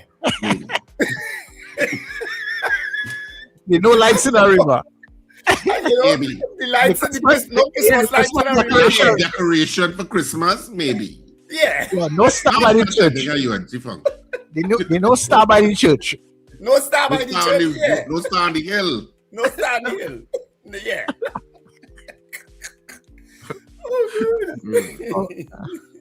Not for attending a function. But remember, the mayor had already said that he's what he described himself as the pauper bear, the beggar, some kind of thing. For going and but come to think of it, Wendell and Sir Charles, they don't have any end of your media functions. They're supposed to. Who? Don't companies have that? Some of them. And politicians sometimes have it too. Yeah. We used to go the Prime Minister residence. We went Balize House function, you remember? They will always have theirs in January though. So I don't know if they're having it still. We might get invited. We had to talk to people. Last time we all went. Yeah. You and Gaylan dance up a storm. And they win thing, and Gaylan win stuff on thing? Yes. Yeah. We went to one on the waterfront too, where people win prizes. I remember Steve Khan and I win prizes because they give you a door prize and a ticket when you're going. with a number now. And you listen for when it call by. I know we might be lucky. Anyhow, let me say good morning to Galen and to Corey Pascal, my two trusted friends. Yes, morning, Galen and Corey, and to all the others who listen. Is DCP Benjamin in as yet? Actually, no, he's not in as yet. And somebody was actually sending to what we were talking about, the promotion of the persons, right? And they said that one of our texters says that promotions above the rank of major and lieutenant commander is done by the cabinet. Okay. Yeah. All right. Again, I didn't think that was an issue. I didn't think it was an issue back then when PNM was accused of doing it, and I don't think it's an issue now. There are some things could transcend the politics, you know. Mm-hmm. You know, that's how I feel. You know what I mean? And especially when you give a government a majority, like we've given this government, you're going to get.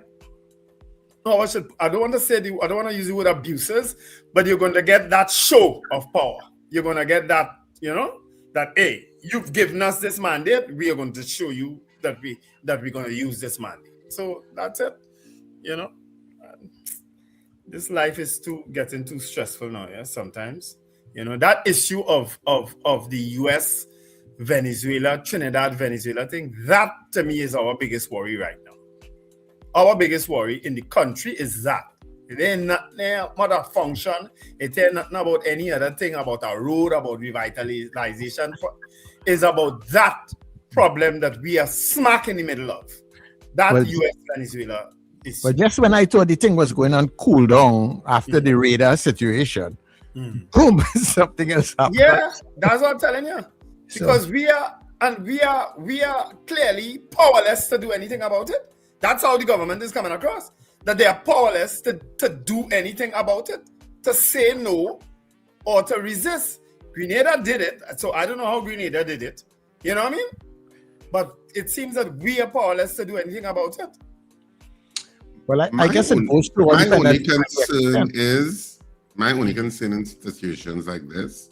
I mean, a government can make choices and make decisions, and we are powerless, you're right, until the next 5 years. And of course, via media and the fourth estate, raising whatever objections, opinions we have on issues. But in terms of this whole American thing, my only concern is that America pulls out. Nothing happens, America pulls out, and we are left alone to deal with Venezuela. Which is most likely what's going to happen, eh? After all of this exchange of words. Mm-hmm. And Americans could simply say, well, that's all the business to work out. Yeah. You know, and then it becomes really an issue. Mm-hmm. It's fine if you have somebody with such a huge and powerful partner at your side. If that powerful partner decides they're walking away because they have other issues to now deal with. Yeah, more than likely that is what's going to happen. Because let's go down the road that America invades Venezuela, does something about changing the situation in Venezuela, right? Let's say that the Venezuelan people still exist. They're still there. There are still people there who will remember the position that Trinidad and Tobago took. And they may decide, I don't want to deal with you all. I don't care what you do to help America. Well, yeah, but it's a mixed bag because you may have some Venezuelans that want the Americans to intervene. And they do. You understand? So I go on past America doing what they have to do. No, but I'm saying, so there's a mixed bag in that some Venezuelans, if you want the Americans to intervene as a Venezuelan to move Maduro, if you are Venezuelan of that ilk, you will not mind the Trinidad and Tobago position because it's to facilitate what you want. Yeah. Yeah, but who say America may decide, well, I don't know what deal was. We don't know what will happen, but what I'm saying that if that was to happen, it's not a given that people will necessarily, all Venezuelans are necessarily upset with Trinidad and Tobago's position. True. Because there's some who are very much anti-Maduro. Yeah. And want him gone. But, you know, it's you're putting your eggs in a particular basket. That's what it is. Yeah. Anytime you're not neutral and you don't maintain a neutral stance and something you take a side, you better hope your side wins. Yeah. Yep. Guys, while we wait on our guests, do we want to take a couple calls? We have a couple people calling. Mr. Benjamin is still not in yet? No, you he's can not. probably send him a message in the meantime. Let me call Tell him. him that we're ready. When you tell him late, he must be thinking something else. So Maybe we'll he's take a talking couple of about your it. calls in the meantime. And nervous about us sometimes. I don't know why. yeah. But anyway, 281. Maybe it's my singing. No, 281-1315, 281-1315, or 299-5156, 299-5156. We're taking some of your calls, and I'll say it again a little bit slower. 281-1315. He'll join us in 5 minutes. 5156. All right. So we have 5 minutes to take a while. Mr. Benjamin will join us in 5 minutes. All right. Twin City, go ahead. Good morning, Wendell. Morning, Mr. Morning, Mr. Patrick. You know, Mr. Grant. I was Mr. Patrick. conversation. I was having some conversation with some Venezuelan people about 5-6 years back. I was them telling me that situation in Venezuela is very dynamic. It's because Venezuela divided. Like Trinidad, Venezuela divided. Some people want Maduro, some people want the woman. So they divided. So you don't know who is who outside there. So we only say don't have to talk about Venezuela. But they divided it. Now, what divided in Trinidad and Tobago right now is the Nursing Association, RAJ and RAJC, RAJ, and the government when the people back pay. What I heard that the last negotiation for nursing was to get back pay was the PSA did it. All the nurses get back pay. No, because of the TTNRA, Trinidad Nursing Association, the government can stand now that the RAJs and them is their own employer.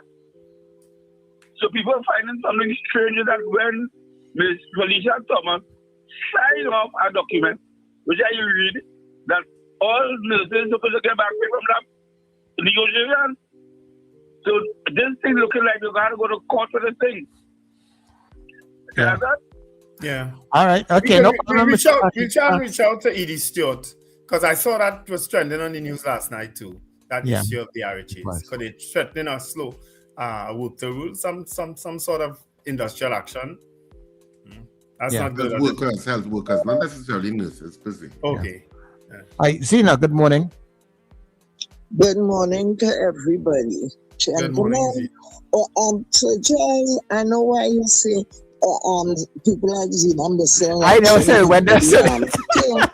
But let me tell you something. I find that is of no consequence. The man is at that age. He and the Prime Minister or the opposition leader let the man enjoy damn life. It's a season of good cheer. I see nothing wrong with it. So I just waste my energy. Okay. You see why I love PNM people? Look at that balanced view coming from PNM. For me, yeah, I thought Richard might have I sent him something last night, but maybe it was not important with what people doing now at the ATMs. It happened at the mall, and I believe it could happen anywhere else. No, Wendell said that was an old video. That's not an old video. Yeah, he said that wasn't something. That's not a recent video. Yeah, he said that happened a while now. Yeah. Oh, okay. Yeah, that's right. Oh God, well, you know how people is old. Well, I wasn't sure. So I know a lot of older people get confused with videos, especially when they hear back they're going to pay. So maybe it's a warning for people now. Because next thing you know, you self. Yeah. Next thing you know, you self get an invitation to some TAP dinner. And it's UNC. Okay, no problem. You feel it at TAP dinner, you go in and you end up in a UNC function. That might happen to you too. You have to ask them, where are they carrying me? Yeah, that age, you wouldn't care. Yeah, just glad to get out of the house. What is good food? What is good food and good music? Oh, Lord. Hey, what's up? Marvin Gonzalez. Oh, my word. Marvin, I don't cover for your mouth, no? Marvin. Oh, my word, Mr. Gonzalez. Good morning to you. Morning to Charles. Morning, Dabby. Richard, don't study anybody. You are singing very well. Don't study them. Thank you very much. Finally, an honest person.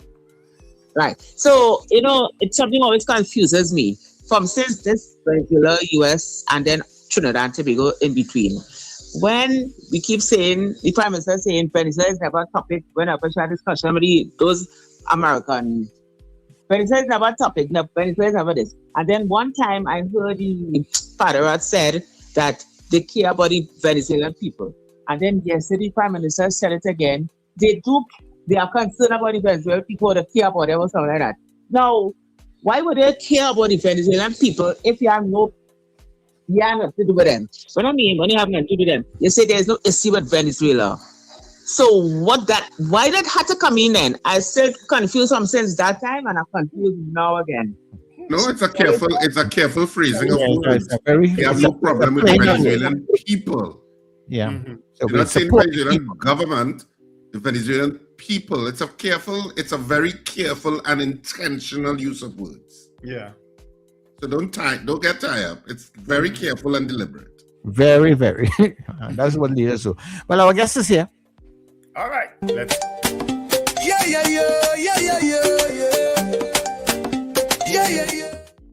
Yeah, I'll call it back.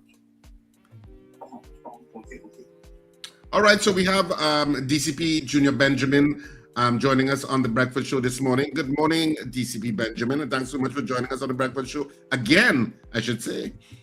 Pleasant morning to each and every one of you, and even to all your listeners. A pleasant good morning to them as well. Good morning, Mr. Benjamin. There's an N missing in his name, Sir Charles. Oh, Lord, I'll fix that. It's there. It's there, but it's not coming up when you come up the close up. So, morning, Mr. Benjamin. Again, what are you doing by your side there? I don't see one mosquito bite on you. Yeah, well, I tell you, sometimes because of the late night, you have to take it a little late to go out. But we're always on duty. Clearly, your repellent is working. Trying to be safe. Your repellent is working. Whatever you're doing. He just avoids swampy areas, Wendell. Oh, Lord, eh? DCP, you see the kind of things you just had to go through?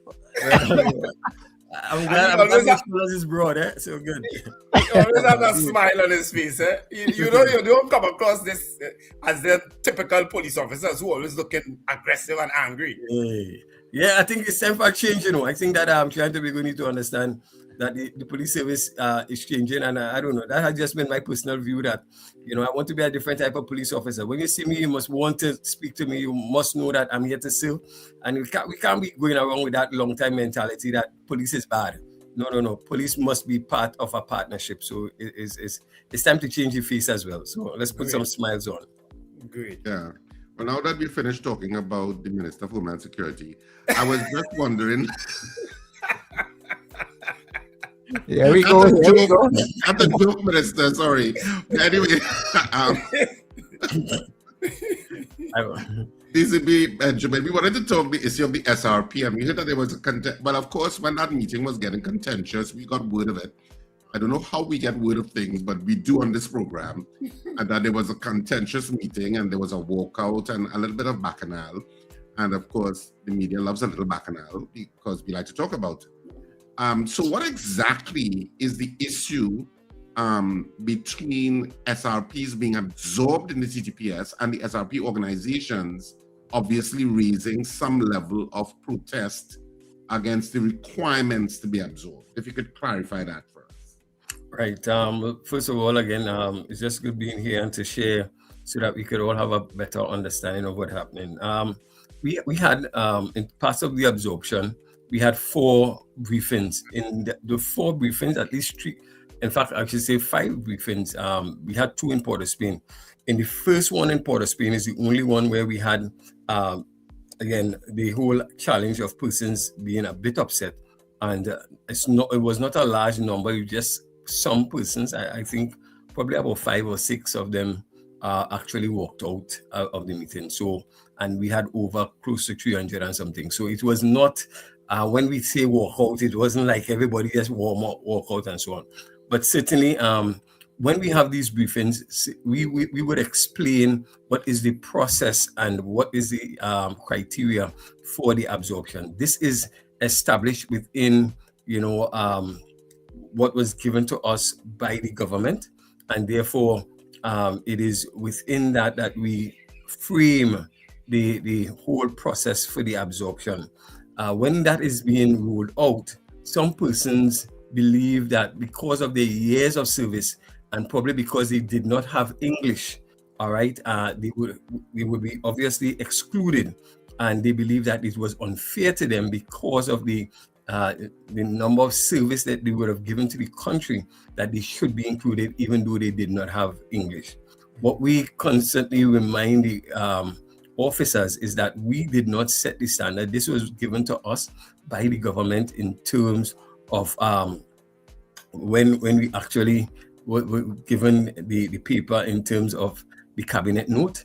And when was that though, DC Benjamin? When was that cabinet note drafted and given to the TTPS?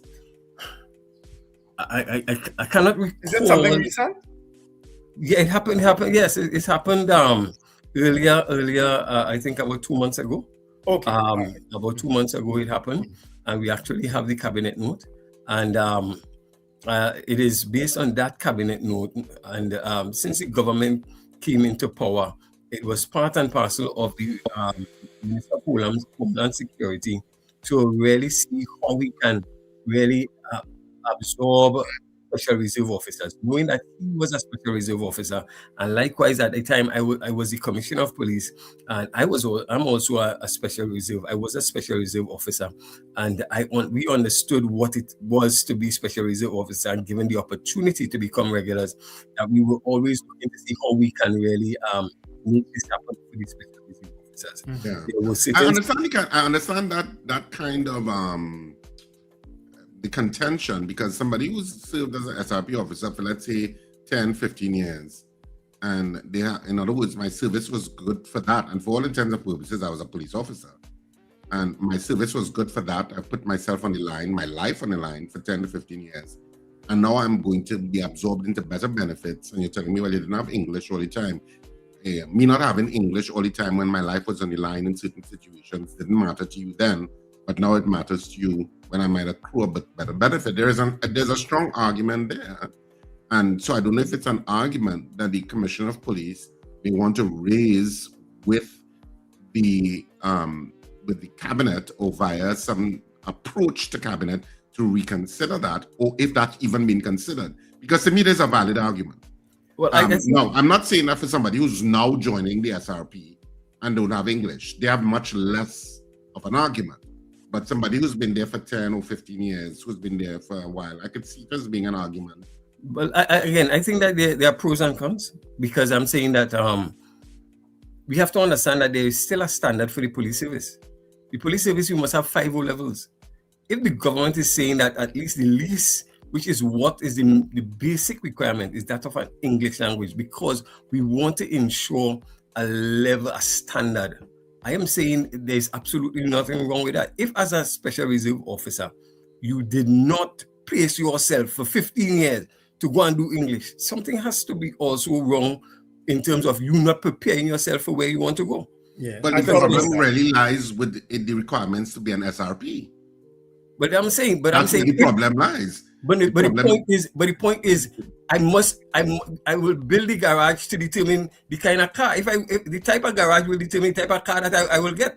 And I'm saying that we need to understand, if I did not prepare, I don't wait until I become a DCP to prepare for a DCP. I had to do it even while I was not even that was not even part of the rank structure in terms of where I was.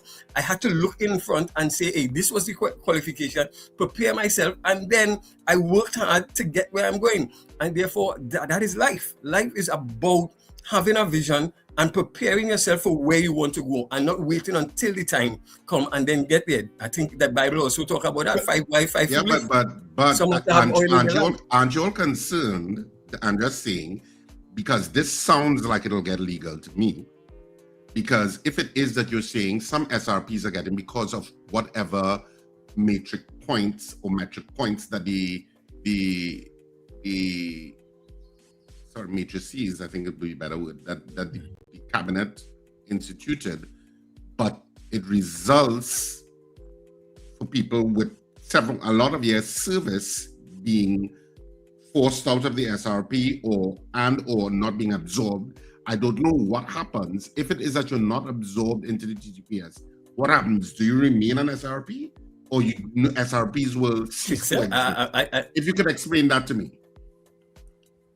Right. I got cut off there for a little bit, so I'm not sure. Could you just? I'm saying, is it that SRPs will continue to exist if they can't be absorbed? Yes. This has not a person who did not qualify to go into the regulars. They remain a special reserve officer, and we are even seeking to make the life of the special reserve officer even better, because we are even seeking to put working with the association to put regulations for the special reserve and also a promotion structure for the special reserve, so that special reserve officers now can only remain as constables, as you know, in the full-time realm. But we want to even go further to ensure that we can work with the government to put a structure in place so that there is a promotion system in place for those officers, so that they can at least have the blessing to become regular police officers. Well, I'm happy you said that, DCP Benjamin, because what was in place all the time to encourage SRPs to at least go and get the English language, at least. You understand? Was there anything in place over the years to encourage people to advance themselves? I understand people who may have done it on their own, like you did, but what was in place in the TTPS itself to encourage them to do that? Well, I'm not so sure what was done by the TTPS to encourage them to do it. I am saying that it is that has to be something personal. When I decided to develop, it wasn't the police service paid anything for me. I paid my own way.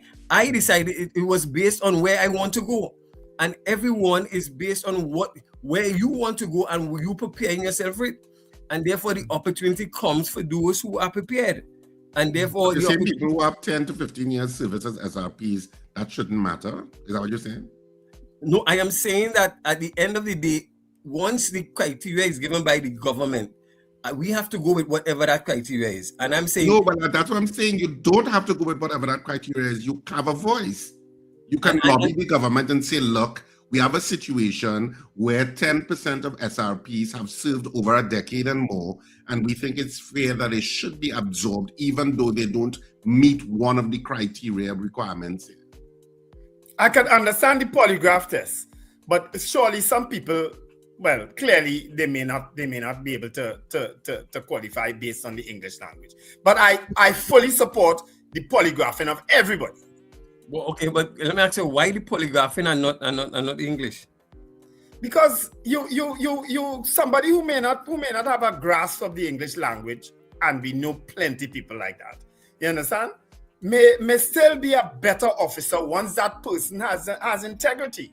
And but at the end of the day, to take your statement, I need to have English. To write a report, I need to have English. The majority of things dealing with the police service is about English. We want to have quality officers. We're not asking for 5 O-levels, but we're saying that at least the basic requirement is that of English. I am saying it is not really unreasonable. I could understand it could be easier, but even though it is easier, don't think that it is unreasonable. Because I'm saying that is a basic requirement because of what is needed in the police service. There's nothing wrong with that. Yeah, what's missing, DCP Benjamin, is what Richard keeps pointing out to you. How is it fair to people who would have served 10 to 15 years as an SRP, may not have English, and that is preventing them now from being absorbed? Surely there's a case, what Richard is saying is there's a case to be advanced to the government, to no less a person through the Homeland Security Minister. I'm sure he would be happy to advance such a case. That listen, we need to do something specific and special for this group of people. Even if it is you have some sort of remedial requirement while you are absorbed. I'm just saying there is a workaround in terms. I understand the issue that you're raising with regard to some level of basic English. So even if it's you have to get some level of remedial English to make sure at least you meet the minimum standards with regard to writing a report or taking a ticket or whatever. But we can provide that remedial avenue while you absorb, because anytime you come into absorption, you're going to encounter challenges.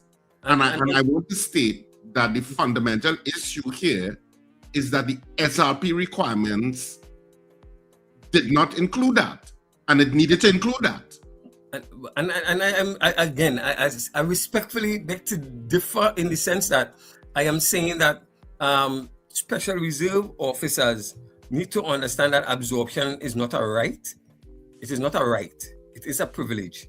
It is a privilege given by the government based on the standards that they believe is necessary in order to create that quintessential officer. If we are saying that polygraph is necessary, it means that not every police officer or special reserve officer might qualify, because there must be some criteria. And if one of those criteria is at least that of being having an English, I am saying for me, and I'm saying for me, I'm not speaking on behalf of the police service here, but I'm saying for me, I do not see it as being unreasonable. But nevertheless, I am saying that there are other things that we have done as well. There are some people who have degrees and don't have English. We have said persons, if you have the equivalent to the English, you can go to the ministry and let the ministry verify that whatever course or thing that you did is equivalent to the English, and that as well will suffice. So DCP Benjamin, tell me something. Do SRP officers write up tickets and write up reports? Pardon me?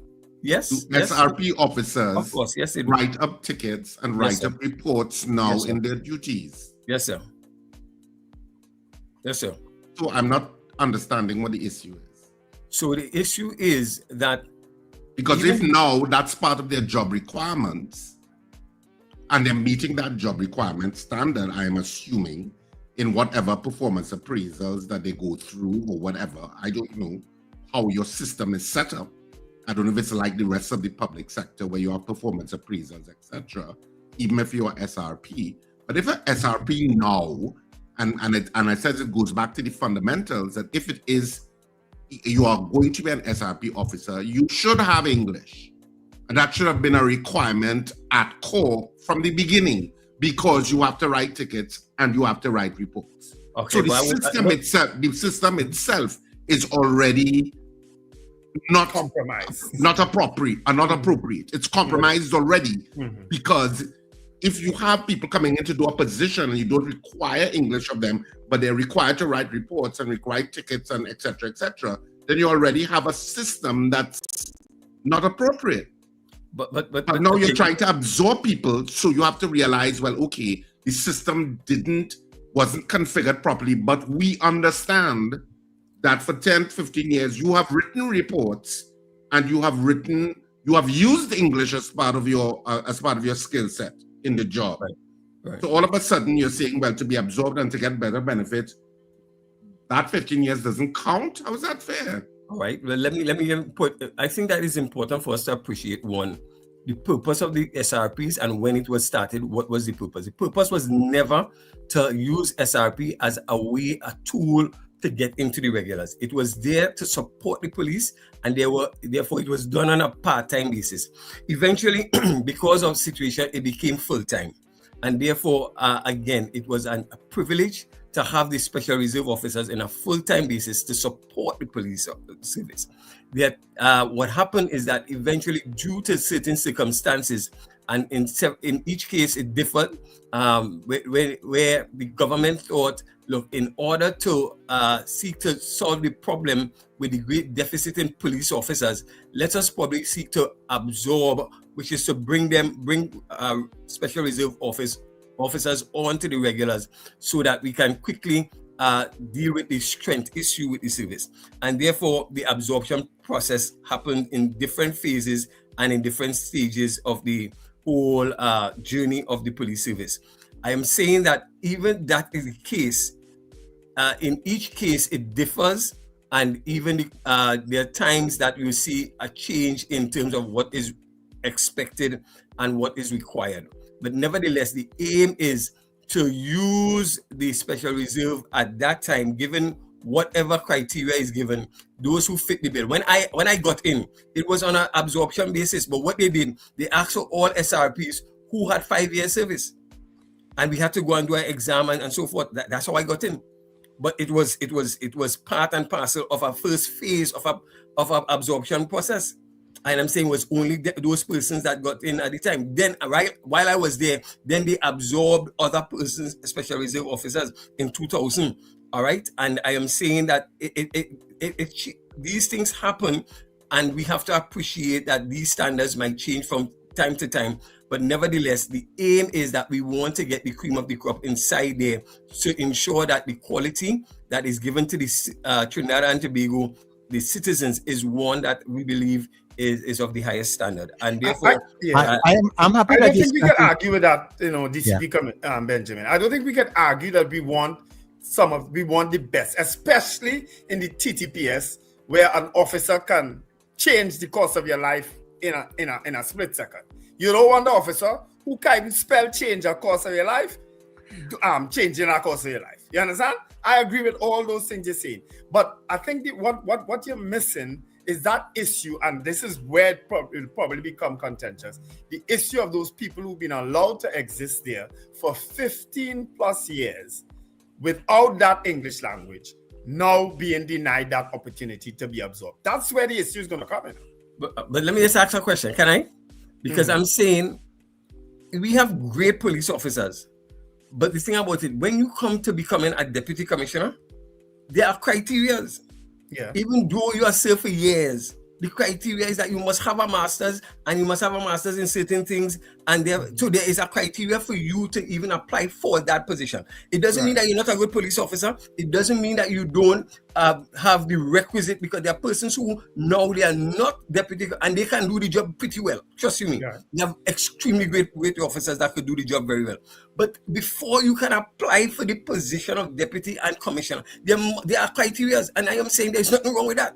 All it does is ensuring that the person who sits in those positions are persons who have the educational acumen to do the job. And I am saying that if we are putting that within the police, there's absolutely nothing wrong with that. Right.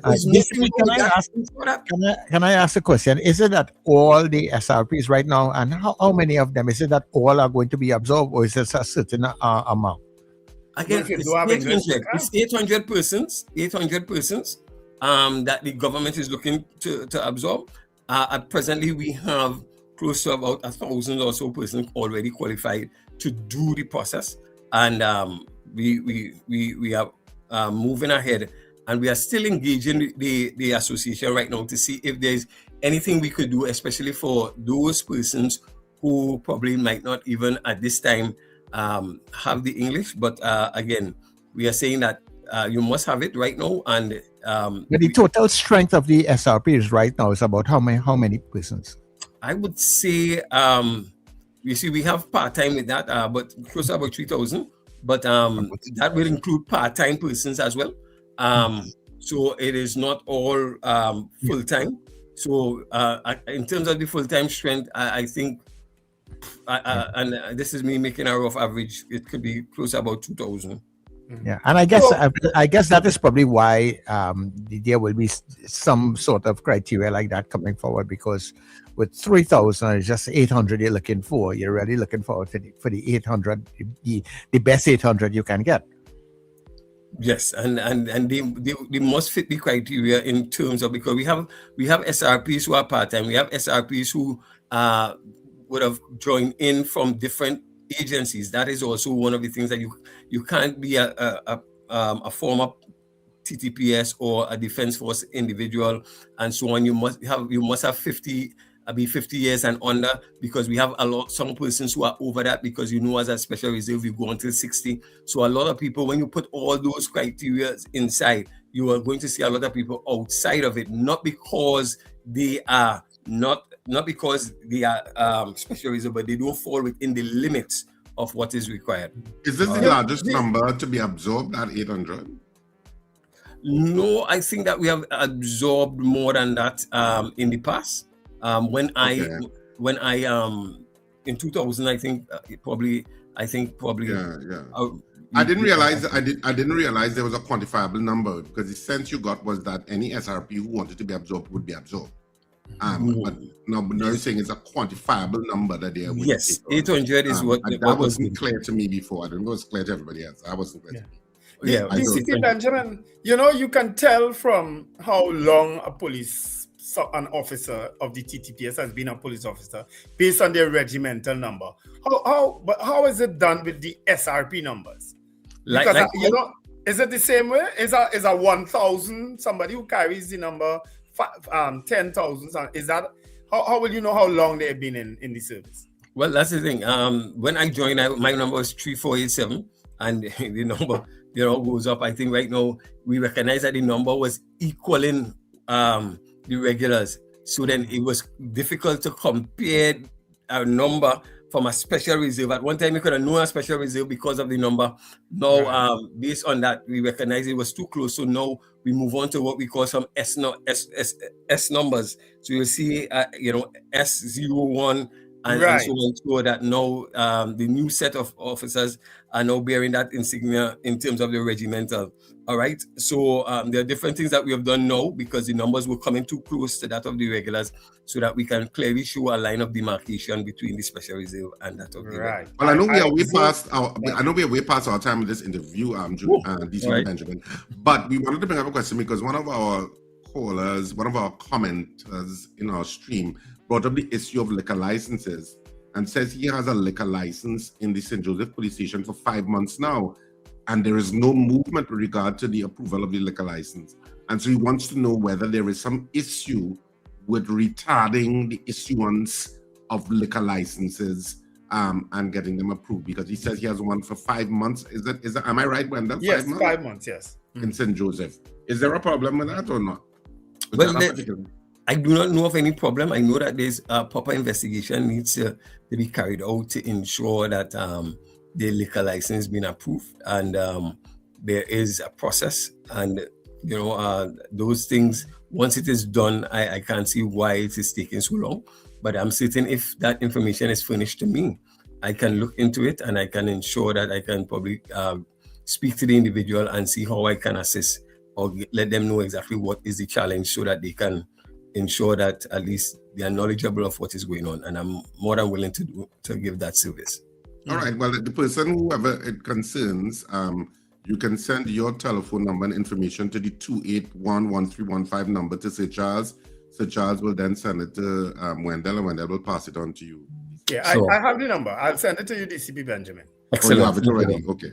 A former police officer is asking a question here too. I think he's a former police officer. Will absorbed SRP service be transferred? If not, why not? All right. So presently, we are seeking to have senior counsel advice on it. There is a case that shows that once you have at least 5 years or more, there is a level of linkage that can take place. However, it is important to appreciate that in order for that to happen, the officers must be willing to pay up what we call a superannuation to ensure that that linkage takes place. All right. They will have to. So right now they do not pay the superannuation. So it means that they have to go back and pay back that superannuation for the amount of years they have. And that in itself could be a very costly thing for the officer. So if they are willing to do that, once they have 5 or more, I think that could be done. As I'm saying that we are still speaking with the senior counsel with that, so that we when we give that information, we want to make sure that there is no litigations with that. But I'm saying in the past, we have seen where linkage takes place. And based on the cases that we have before us, we believe that it's quite possible once you have 5 or more years that linkage could still take place at this time. Mm-hmm. Okay. All right, well, that's where we're going to have to leave it this morning. So thank you so much, DCP Benjamin, for speaking with us. We appreciate it. Yes, and we haven't spoken nothing about the Caroni swamp and the mosquitoes. But we'll have to bring him back. DCP, we'd like to invite you back very shortly. Hey, I'm always willing. It's a joy to be with you all, and to all your listeners. Have indeed a wonderful day. God bless you all. Thanks so much, Mr. Benjamin. Right. Take care. Bye. All right. That was DCP Benjamin, of course, talking about stuff in places. But you know what? Let's chat and let's move straight into the news because we are way late.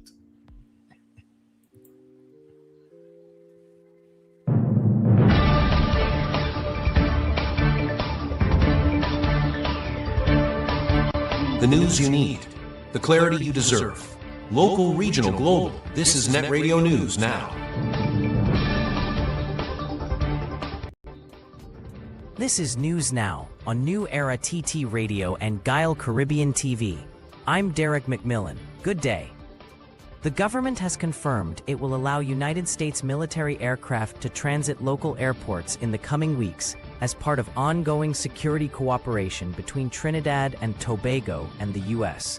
In a statement issued Monday, the Ministry of Foreign and CARICOM Affairs said the approvals are for logistical purposes only, including supply replenishment and routine personnel rotations. The ministry stressed the movements do not represent any change in the country's defense posture. Officials noted the decision falls under long-standing bilateral agreements that have supported joint training, enhanced surveillance capabilities, and successful operations against illegal narcotics. Foreign Minister Sean Sobers said the government remains closely engaged with the U.S. Embassy and committed to regional security. Prime Minister Kamla Persad Bissessar has also reaffirmed support for cooperation to combat transnational crime. Further details will be handled through diplomatic and aviation channels. Arima Mayor Balaram Maharaj has defended his appearance at a UNC fundraising Christmas dinner on December 13th, saying personal loneliness, not politics, led him to attend. Maharaj, who was elected on a PNM ticket in 2023, said he went as a guest of his nephew, who has been supporting him since the death of his wife nearly 5 years ago. He said he only realized it was a UNC event after arriving, but stayed. Praising the organizers and calling for an end to divisive politics in Trinidad and Tobago, Maharaj said the photo, circulating online with Housing Minister Philip Alexander, was taken at Alexander's request. He also revealed he is considering stepping down as mayor by his 85th birthday next month, after completing key projects for Arima, including a town hall, social services offices, and an indoor sporting complex. Entertainer Young Bretta, whose real name is Akhenaton Lewis, has confirmed that he was not paid for his performance at the Office of the Prime Minister's Christmas luncheon, amid opposition criticism of government spending. The event was held last Friday at the Diplomatic Center in St. Anne's and included lunch and entertainment for staff, with Prime Minister Kamla Persad Bissessar in attendance. Opposition MP Stuart Young criticized the function as extravagant, but Minister of Public Utilities Barry Patterath responded that the artists were performing under prior contractual obligations and had offered their services at no cost to the OPM. Speaking yesterday in Sealots, Lewis said he attended the event as part of his role as a B-Mobile brand ambassador and received no payment. He said his focus remains on giving back to his community, noting that he helped bring a fully sponsored Christmas party to Sealots, where he grew up, providing food, gifts, and entertainment for children. A 22-year-old Morvant man was ambushed and shot dead while seated in a parked SUV off Ariapita Avenue, Woodbrook, on Sunday night, sending several people who were buying food fleeing for safety.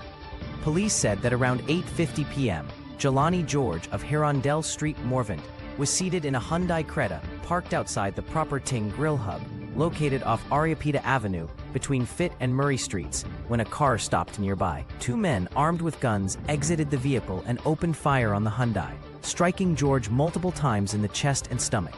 The assailants then sped off, leaving George fatally wounded inside the vehicle. At the time of the shooting, several people were purchasing food along the avenue and were forced to run for cover to avoid being struck. Police said, however, that the shooting was not random and that the attackers appeared to have specifically targeted George. Officers from the Woodbrook Police Station were the first responders. They were later joined by officers from the Region 1 Homicide Bureau and the Crime Scene Unit, who processed the scene. George's body was subsequently removed to a mortuary in Port of Spain. A post-mortem examination was conducted today at the Forensic Science Center, Federation Park. In the region, the Venezuelan government has announced it is terminating all energy agreements and negotiations with Trinidad and Tobago, following the U.S. military's interception of a Venezuelan oil tanker earlier this month. In a statement issued on December 15th, Venezuela accused the government of Trinidad and Tobago of being aware of the operation and claimed the country was facilitating U.S. military actions in the region. Prime Minister Kamla Persad-Bissessar dismissed the claims as propaganda, saying Trinidad and Tobago has no involvement in the seizure and does not depend on Venezuela for natural gas. Energy Minister Dr. Rudol Munalal echoed that position, calling the statement hypocritical and stressing that energy projects such as Manatee remain on track. However, former Prime Minister Stuart Young warned the decision could have serious implications for the energy sector, raising concerns about cross-border gas developments. The government insists energy security remains intact and relations with the Venezuelan people remain peaceful. Finally, in international news, police in Los Angeles have arrested Nick Reiner, the 32-year-old son of film director Rob Reiner and his wife Michelle, after the couple were found stabbed to death in their Brentwood home. The Los Angeles Police Department said Reiner was taken into custody on Sunday night and has been booked on suspicion of murder with no bail. Investigators have not disclosed a motive and say the probe is ongoing. The bodies of Rob Reiner, 78, and Michelle Reiner, 68, were discovered by their 28-year-old daughter Romy, who found them with multiple stab wounds. Rob Reiner was a celebrated Hollywood director, known for films including When Harry Met Sally, This Is Spinal Tap, Stand By Me, and A Few Good Men. Nick Reiner has previously spoken about struggles with addiction and homelessness, experiences that inspired a semi-autobiographical film he made with his father. Police say the investigation remains active. And that's news at this time. That was news now. Stay informed with new Era TT Radio, Net Radio.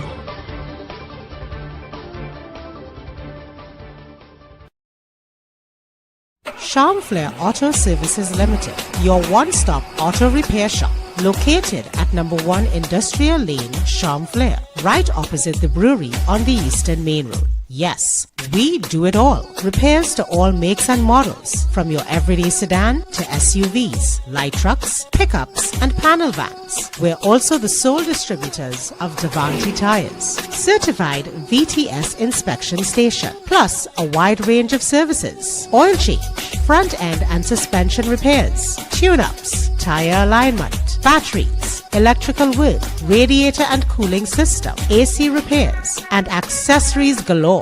We offer pickup and drop-off service too. Call us today at 662-6545 or 662-6572. Follow us on Instagram and Facebook. Charmflair Auto Services Limited, number 1 Industrial Lane, Charmflair. We do it all.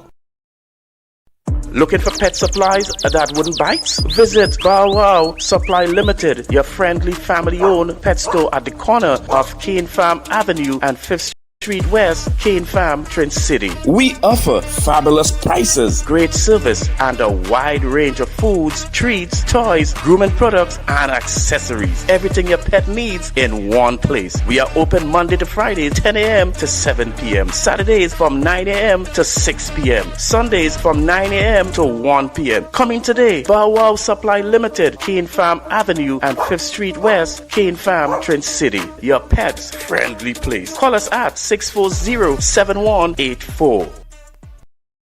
It's Christmas. Can't do without black cake, homemade bread, sweet bread, pone, pastel, and punch creme. Get it at Val's Kitchen in Dabadi. To place your order, call 758-0148. Yes, delivery can be arranged. Val's Kitchen, Dabadi.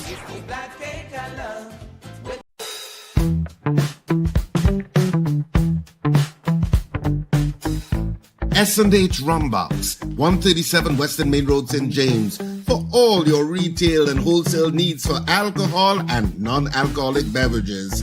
Call us at 686-0599 or visit us at 137 Western Main Road, St. James. S&H Rumbox, drinking out of the box.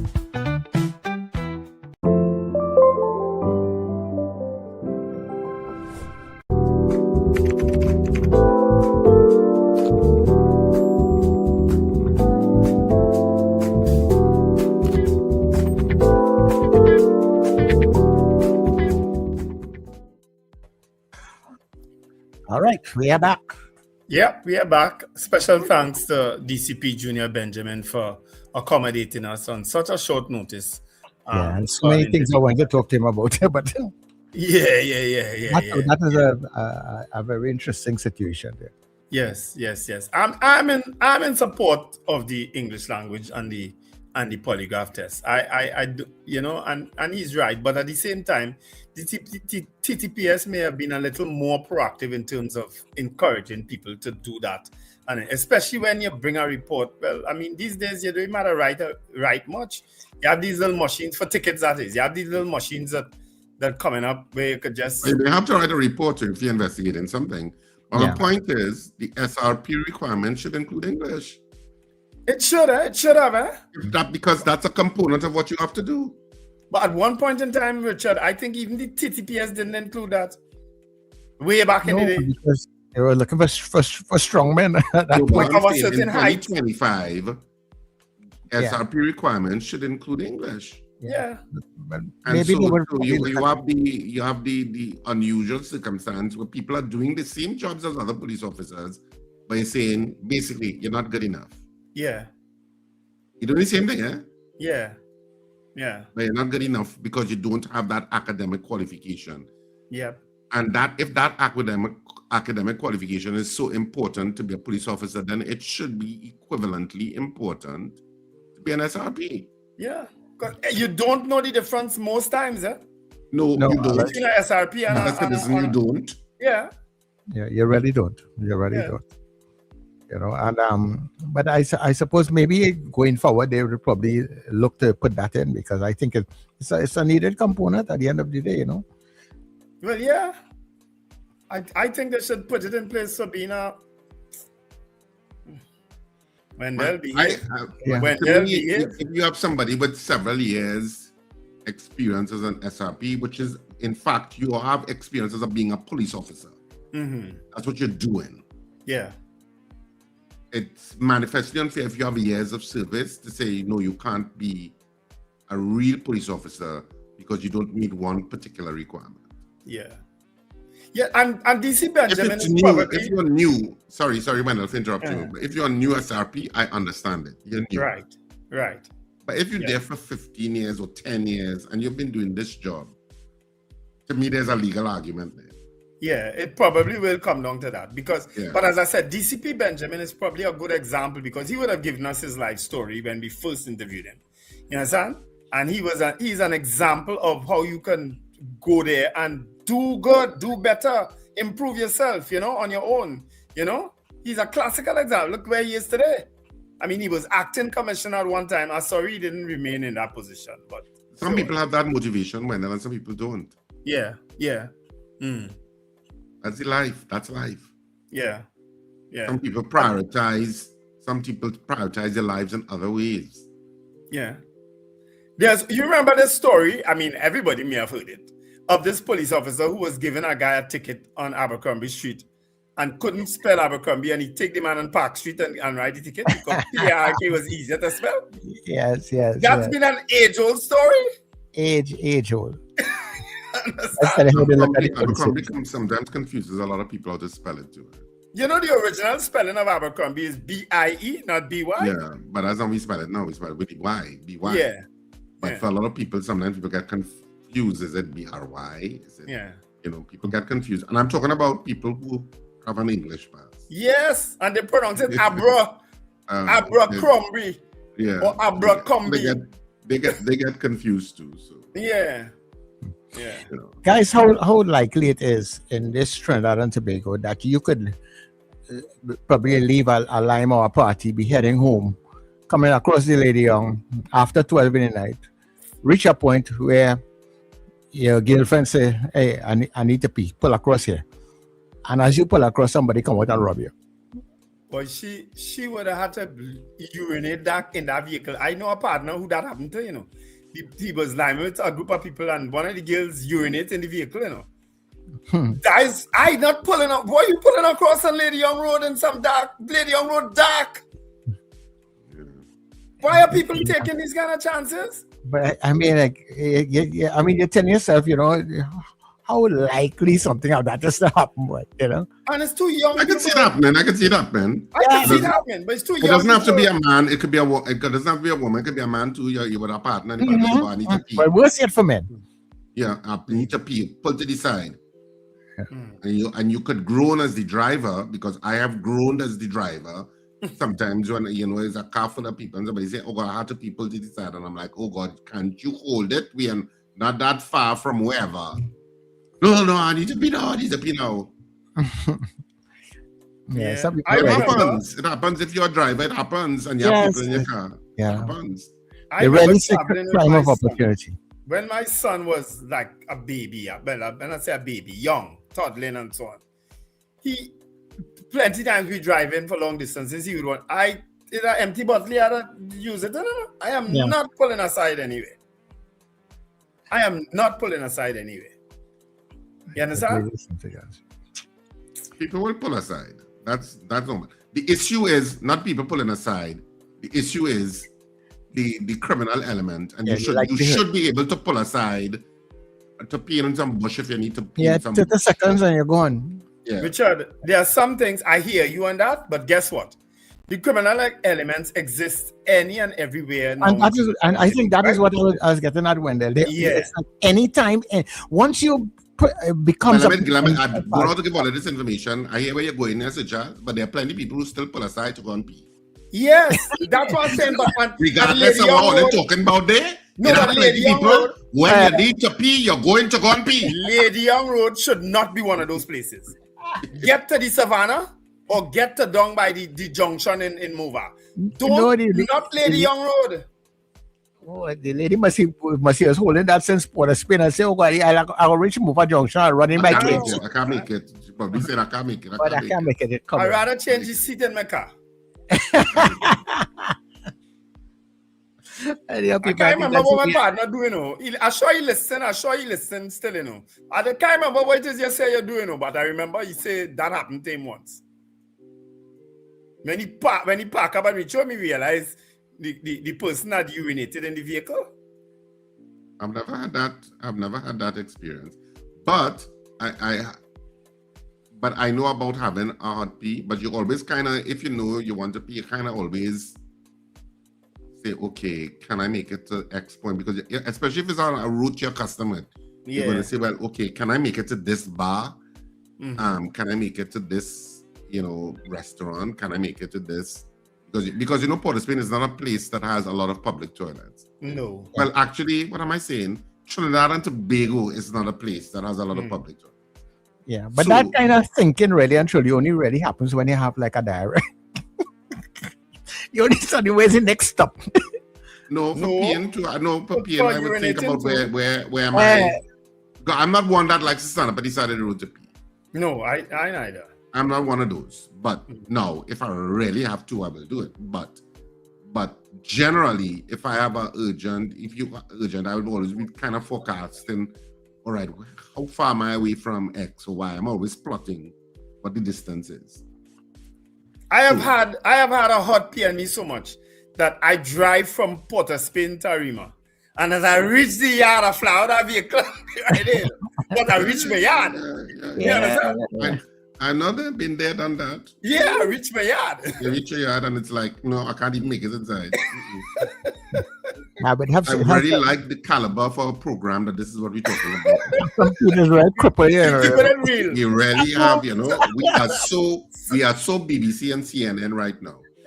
But Charles, was not part of your show, Keeping It Real at one time? Keeping It Real. Yeah. But it's not. Yeah, and that's why that show was never on BBC.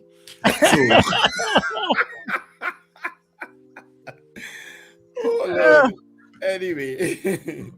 All right, so let's go there. Wrap up. All right, so you know what? You have been listening to The Breakfast Show on New Era TT Radio. New Era TT Radio continues on newerattradio.com and New Era TT Radio on TuneIn, so you can continue to listen to the excellent programming throughout the day. Of course, thank you for joining us wherever you are across the planet. We know you have choices, and we're glad that you chose us. And thank you to our Gael Caribbean audience. If you're watching us in the English-speaking Caribbean on whatever cable network, thank you for joining us on the breakfast show this morning. Hopefully, we got you entertained and informed. You learned something. Folks, have an absolutely wonderful day. Remember to let go and let God. And it's Christmas time, so put a smile on your face. Enjoy it. Malls are packed. Children are everywhere. Groceries, well, they're not as packed yet because, public sector people get paid a little bit later on. But public and private sector gets paid, I think, during this week. And so people will be going to droves, all of the Price Smarts and Macy's and Extra Foods and True Values, etc. They'll be going in droves because you know what Christmas time is like in Trinidad and Tobago and the Caribbean generally. So have a fantastic, and well, I suppose in North America too, and in Europe, but around the world. So have a fantastic day, whatever you do. And remember to smile and laugh. It's great for your health. The world can be a horrible, horrible, heartbreaking place at some point. But at some point, it can also be a beautiful place. And human beings can be beautiful when they want to be. So let's focus on that today. When they want to be. That's the important part of that statement. Yeah. So have a fantastic one, and we'll speak to you bright and early tomorrow morning. This has been The Breakfast Show. Breakfast Show. You changed things around here, didn't you, Sir Charles? Sir Charles? No, I didn't. Yeah, because I'm not seeing it just like that. So you change it around a little bit. Right on the top, right below the countdown in the morning. Yeah. You see why they show not? Oh no, you changed it because it never used to be like that. Oh, it's right there. And I'm seeing something, but what I'm saying is you changed it. It's looking different.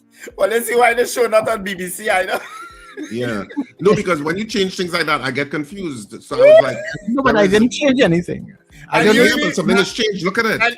And you're not 84 like Bali yet. No, look at it. Look at it. Are you not seeing that it's different? No. Anyway, people, this has been The Breakfast Show. Yeah.